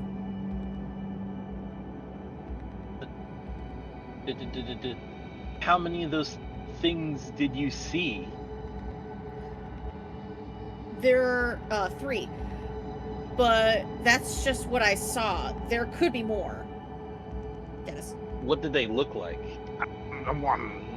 Can we talk about something else, or what are we dealing with? What are we dealing with? What are we dealing with? Gotta go mission. You gotta go fucking military fucking mission. Like, alright, give me the information. Give me everything. I don't even know how to explain them. Monsters, that's the only word I can think of. My mind seems to struggle just trying to understand what I was seeing. They're big, and they seem to jerk around every few feet as they go, every few feet or so. They look like they're made of light. That's all I know. I know of for sure. You know, my ex-husband always said I'd let my work kill me. Oh my god. Hey, Sin, that means you're single. Hey. Hey, baby, I pick up children like they're my adopted stepsons, kind of. Oh. I have a kid named Timmy. I picked him up in the airport / grocery store. I don't really know where I found him. Hey, baby. I mean, I doubt he imagined this exact scenario, but still. I never expected any other scenario but this one. As we make our way to the hangar doors, another high-pitched noise rings out, angrier now.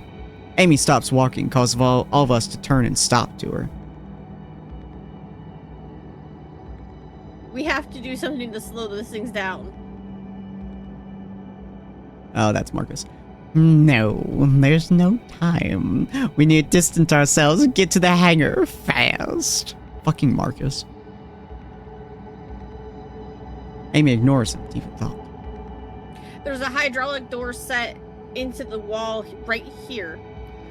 It hasn't been used for years though. She looks at me, pleading her case. Together we might be able to pull it closed behind us to keep those things back. Marcus.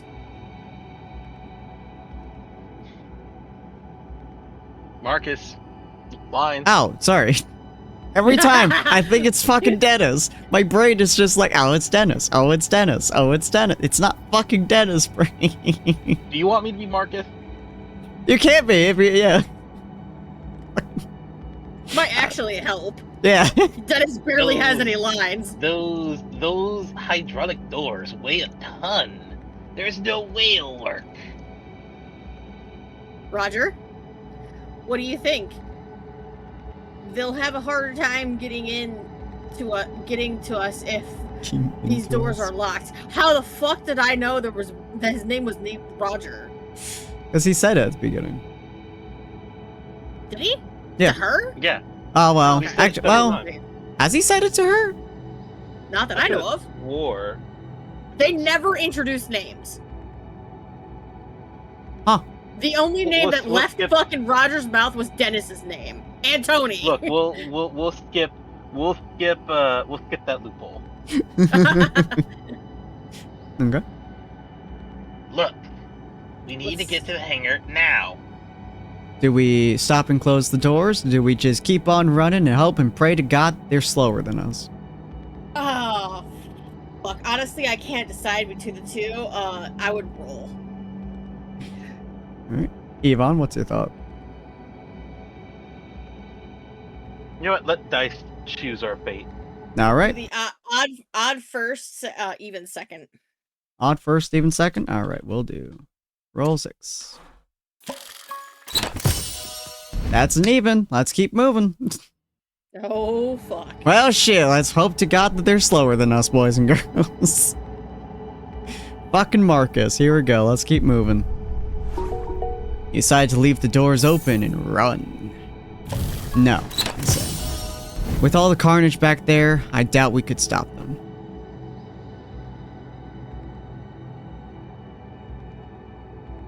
Marcus? No, I'm trying to. It's moving and it's fucking. It's catching me off guard. Oh. That's what I'm saying. Let's hire. Amy. But there's. But the rest of us are already running down the hallway. God, I'm sorry, Amy. Dice chose for us, Amy. It's I would love you, but I would do what I could. But the dice choose our fate.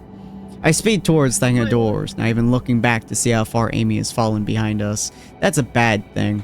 Panic and hope are fighting within me. I can't stop myself from sprinting. How did I get fucking 2 3s in a row? The fact that yet another shrill noise sounds out elsewhere in the facility is not calming. And then there are 2 of them. It's almost like they're calling out to one another. Doors to the hangar sub ahead like an entrance to some enormous labyrinth. I'm sorry, Amy. I'm sorry. Running. Oh, well, that's closed. We need to keep Amy alive. When we reach the hangar doors, I get a true sense of how impenetrable they are. A computer terminal is mounted on the wall nearby and has a blinking red light. Any idea what this means? It's an automatic.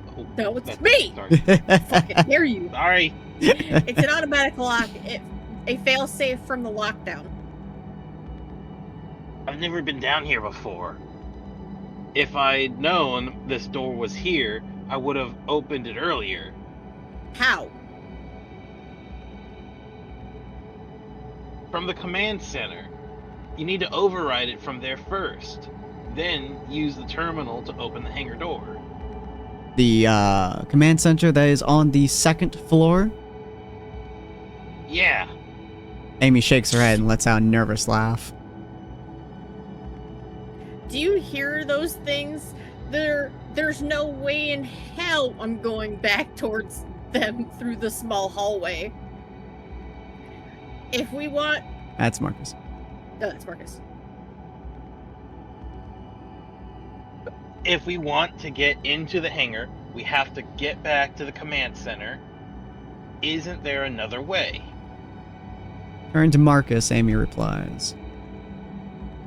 I'm assuming that's supposed to be, is there another way? Typos, baby. Well, there is another elevator, but we'll need to go through is that biochim? Biochem. Biochem. Storage. I need to stay with Dennis so he can rest. You two go. You know your way around this place and you know the controls, Marcus.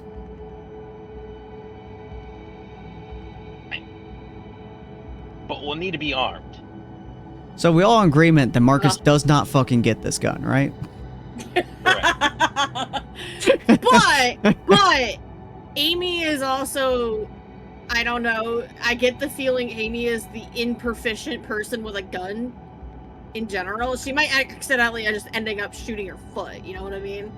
Yeah, but Marcus might shoot her in the head. Right. I'd rather her shoot herself in the foot than him shoot her in the head. Resulting in him still getting the gun in general and just ditching our asses. Yeah. Do we trust Amy more? You know what? Give it to Amy. Yeah, you're right, honestly. We give Marcus the gun, he immediately backhands us with it. Just like, fuck you, bitch. Alright, so give Amy the gun? Yeah. Yeah. Alright, here you go, Amy. We love you, Amy. You gave Amy the gun. I hand Amy the rifle and she turns to go. Marcus gives me a concerned look, but follows along behind her. Once Amy and Marcus make a good distance down the hallway, Dennis lets out a nervous laugh. And then there were two. Dennis looks much better, but he still needs the wall to stay standing. Didn't Amy say there were guns and emergency kits in the maintenance room near the hangar door? Yeah, I think so. I look ahead and see a door to the right that reads, Maintenance. Might as well give it a try. I go to the door, try to open it, and find that it's locked. Kick it the fuck down and push it with my shoulder. Your fucked up knee. I would say, I don't know. Kick! I'd say shoulder. All right. Probably your shoulder. Push it with my shoulder. End up fucking up your shoulder. You give it a hard shove, but it doesn't budge. I'm about to try again, but that's when I hear a gunshot from just down the hallway. Goddamn. My first thought is that Amy and Marcus have come upon one of those things, one of the monsters, but I don't hear any of that strange static sound I've come to associate with them. Alarm bells go off in my head, and before I know it, I'm heading back down the hall, away from the hangar doors. Stay here, I'll be right back. I whistle on my shoulder to Dennis. See if you can figure out how to get into that maintenance room. Where are you going? I don't bother answering him, because of course not. As I pound through the door where Amy and Marcus went. Why on earth would I ever say words to fucking Dennis? Well, Marcus is dead. Amy shot him. As I enter the biochem room and start walking between the massive silos, I wonder what classified chemicals would be inside of them. That's clearly what's in my head. I am fully expecting one of Amy's creatures to come flying out from the intersection of halls up ahead. I think I overhear a woman's voice. It's Amy.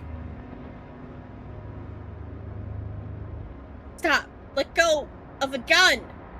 I run ahead so fast that I almost trip over two people in a life or death struggle. Jesus Christ, how did I do that? Hello everyone, how's everyone faring so far? No one's dead yet, so that's good. Whee! That's about to change. My mind tries to process what I'm seeing, but it makes no sense, none at all. Marcus is wrestling with Amy, trying to take her gun away. When this doesn't work, he throws her to the ground and starts choking her. I have to correct you, because Tony is dead. Yeah, that's a fair point. That's a fair point. Tony, our good man. We weren't the cause or had an option of changing that. There's a ton of people dead in this facility. Tony was the first victim in this story, though. Right, and you refused to tell his best friend that Tony was dead. Look. There was no change to the outcome, so no one has died on our account. We just have to feel bad. We've already walked over a pile of bodies that are turned inside out. That is true. Don't forget about those. That is true. Anyway, Her face is turning purple, and her eyes look like they might pop out of her head. Marcus sees me coming out of the hallway, but acts like what he's doing is perfectly normal. I'm assuming we just stop him? Yeah, stop. I don't know. Her face is fucking purple and coming out, and her eyes are literally popping out of her fucking head. Yeah, because he's choking the shit out of her. Oh, is he choking? Yeah. Oh, yeah. Okay, yeah, stop him. He's strangling her. Stop him. It seems familiar. I think I did this with you at one point, Rouge. In fact, I think the very first time I ever did this was with you. I start rushing towards him before I really know what I'm doing. I bring my fist down in a hard arc across the bridge of his nose and am rewarded with a sick cracking sound. Thank God. He cries out as he falls to the ground, looking at me as if he didn't understand why I punched him. On the floor, Amy clutches at her neck and gasps for breath. I start to fear that I was a moment too late just as I see the rifle has been thrown across the floor. Marcus seems to notice this at the exact same moment I do. Started at a logging site? Go for the rifle. Rifle. Go for the rifle. Go for the rifle! We both go for the rifle at once. He takes a stumbling step towards it, wobbling a bit from my punch. I dive for it, and when I hit the ground, it feels like I'm a baseball player trying to steal third. Our hands both fall on it, but when I yank it away, he manages to kick me, knocking the rifle to the floor again. The kick catches me squarely in the ribs, knocking the breath out of me. Eva. By killing her. Oh, excuse me. What the hell are you doing? By killing her, I'm saving us all. Oh, this was her fault.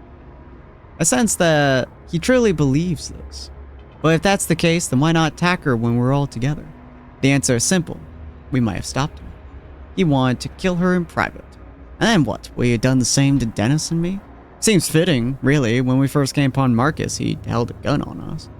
I've been so relieved to see another human being that I underestimated just how unhinged he was. Marcus and I both dive for the rifle, but still laying on the floor, and start wrestling for possession. But I'm not confident I'll come away with it. As we struggle, he starts inching the muzzle of the gun towards my face, a position I do not want to be in. I start pushing back hard, but if this thing accidentally fires, I'm not sure where I'd prefer the bullet to go, especially in this room full of chemical tanks. Which one? Marcus. Force muzzle towards Marcus. I grunt as I push the muzzle to point towards his face.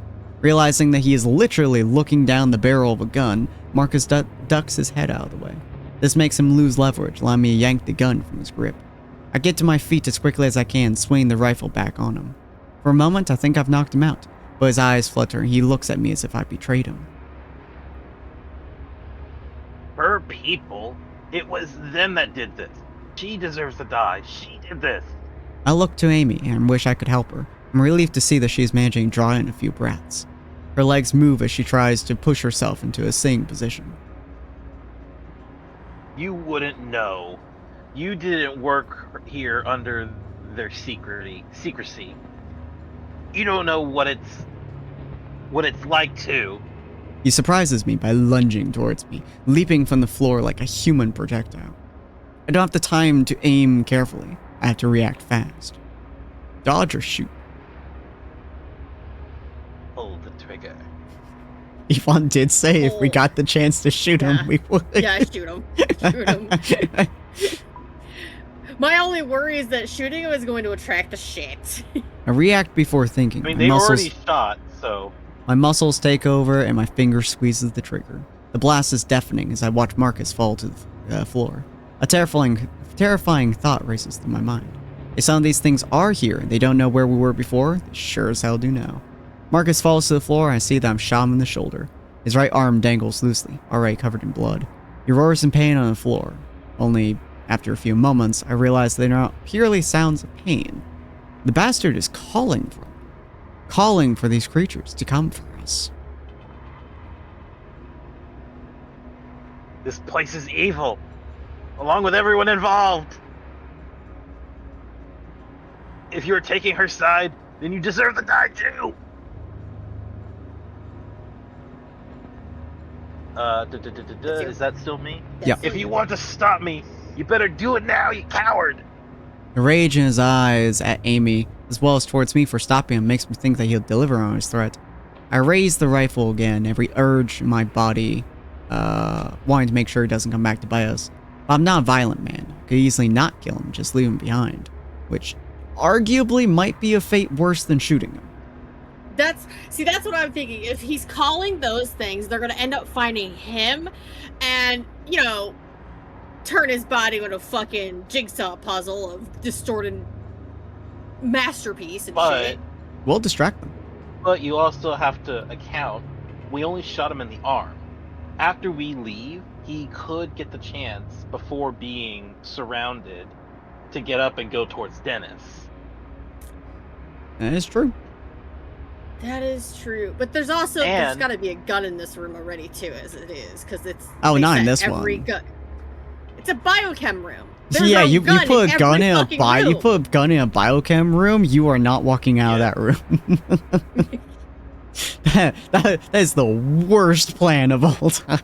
It's the one area I can guarantee. Facility. That's their idea of putting a gun in every fucking room, though. The one area I can always guarantee will not have a gun in it is a fucking biochem room.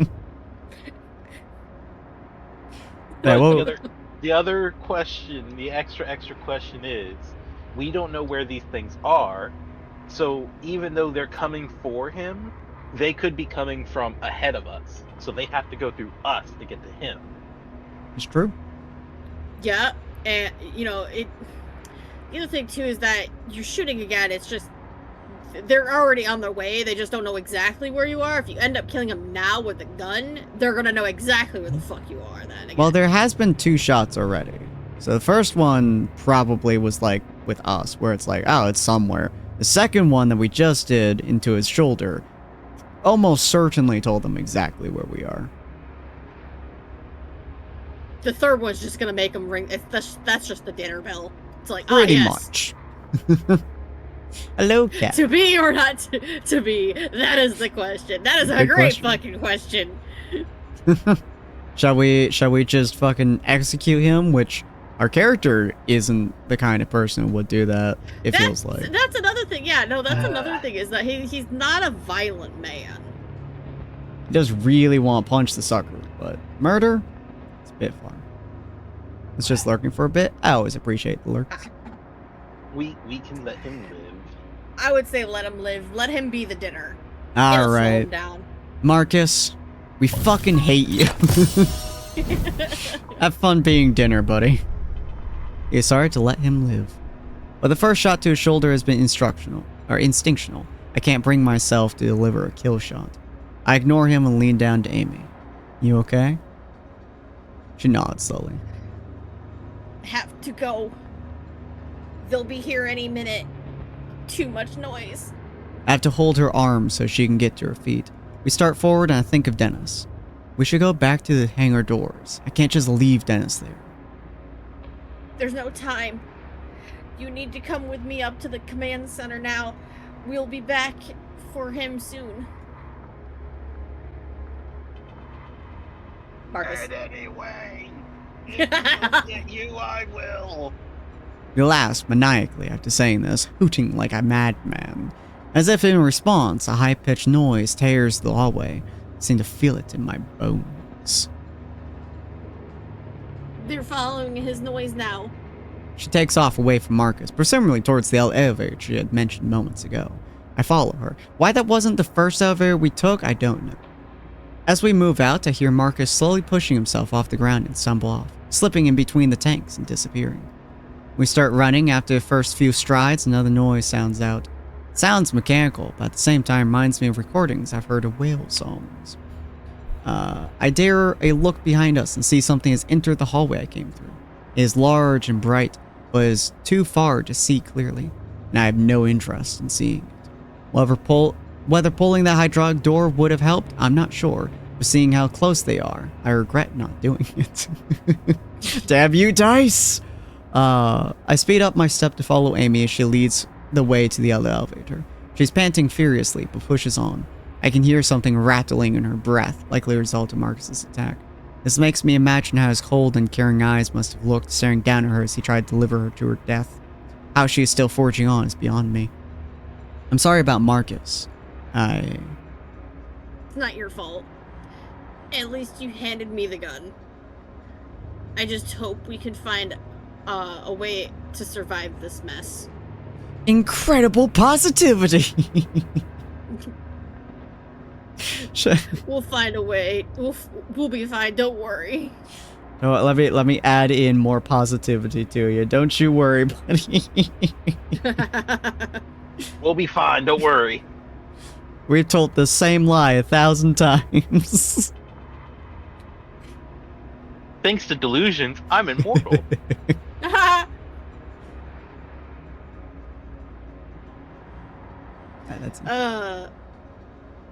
I'm not so sure. Her eyes fixed straight ahead. I'm honestly not sure I can blame her. I just want to say something encouraging. It's just what I do, honestly. We finally came to an elevator at the end of a row of silos.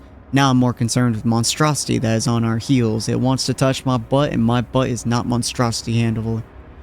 Amy furiously slaps at the button to open up the doors. They slide open slowly. Feels like it's taking forever. God, I always said 1 minute was a long period of time. No one ever believed me. We squeeze in before the doors are opened all the way, Amy actually falling to her knees and screaming. I ready the rifle and watch helplessly as the doors finally reach their full opening capacity. As they hold open, I see a large shape floating towards us. Photo So A phosphorescent. Yeah, phosphorescent like white glow outlines an impossible shape. Behind it, I see another shape that's also into the biochem room, and another. The third one breaks away from the other two, taking a quick right. It moves with eerie speed. That's the direction Marcus had gone. Honestly, the thought of them hunting him down doesn't bother me in the slightest. Amy is pressing the button to close the elevator doors over and over, but they stay again open for what seems like an eternity. A curse whoever designed these damn doors. They always said 5 minutes was far, far, far too short. Now I must say, it's far too goddamn long. Do we hide, or do I stand ready to shoot? Hide in the elevator. Was that evil? I say hide. Alright. Hide. Hide inside the elevator.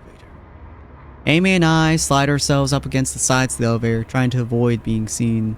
I can't help peeking around the corner. I hold the rifle steady, ready to fire, and that's when I see them in a clear light for the first time. I can see all their features, their shape, and their colors. But my mind can't quite process it. Nothing about them makes any sense. My eyes try to see a squid, but that's not what these things are. They're gray and white and seems nothing more than squirming light. Their appendages are neither legs nor tentacles, but somewhere in between. They don't walk on these appendages, they use them to glide. They move like ghosts and seem to jerk every few feet or so. But I'm sure that this jerking effect is not a result of their moving, but my mind's inability to understand how they're moving exactly. It's also more than their appearance that makes a mockery of reality. The light around them seems to bend inward, as if the space within the room has to reshape itself for their existence. That peculiar effect on the air makes their movements seem like something moving underwater, only faster. They screech in unison as they rush towards the elevator. They'll be inside here in a few seconds. I check the rifle and see my ammo is diminishing. I have to start saving shots, not be choosy. Do we shoot or do we just save ammo? I'm conservative with bullets. Duck?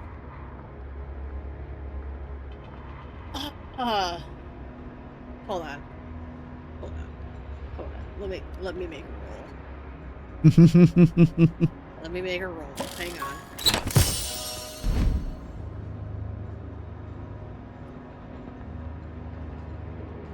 Eight. We're gonna save ammo. Alright, we'll save some ammo. Don't shoot, save my ammo. You decide, you can conserve your ammo. Only shoot when you need to. Fair. They keep advancing. Even though I know the doors may not close in time, I manage to keep my cool and avoid firing off any more rounds. My finger itches to pull the trigger, but I resist. I'm not even sure a gun would affect them. Finally, the elevator door closes. The creatures wash against the other side of the door, making electrical noise and crying out in anger. The tips of their spider-like appendages poke through the wall and elevator door, but for some reason, they can't get all the way through. Amy screams at this and curls into a ball in the far corner of the elevator, crying. I say nothing to her, just clinging to my rifle, hoping these creatures don't find Dennis as he waits by the hangar doors where I left him. For his sake and ours, we need to get them open. Now. End of chapter 3! Jesus Christ. We finally got to see the monsters, guys. Oh my god. The blunt truth. No, only 59% players stole them. Fun. Slow them down. Oh, we're on the majority for not pulling the hydraulic door. 69, bruh. Nice. And 58% of players left him alive. Wow, we're on the majority the entire time here. Hell yeah. Alright.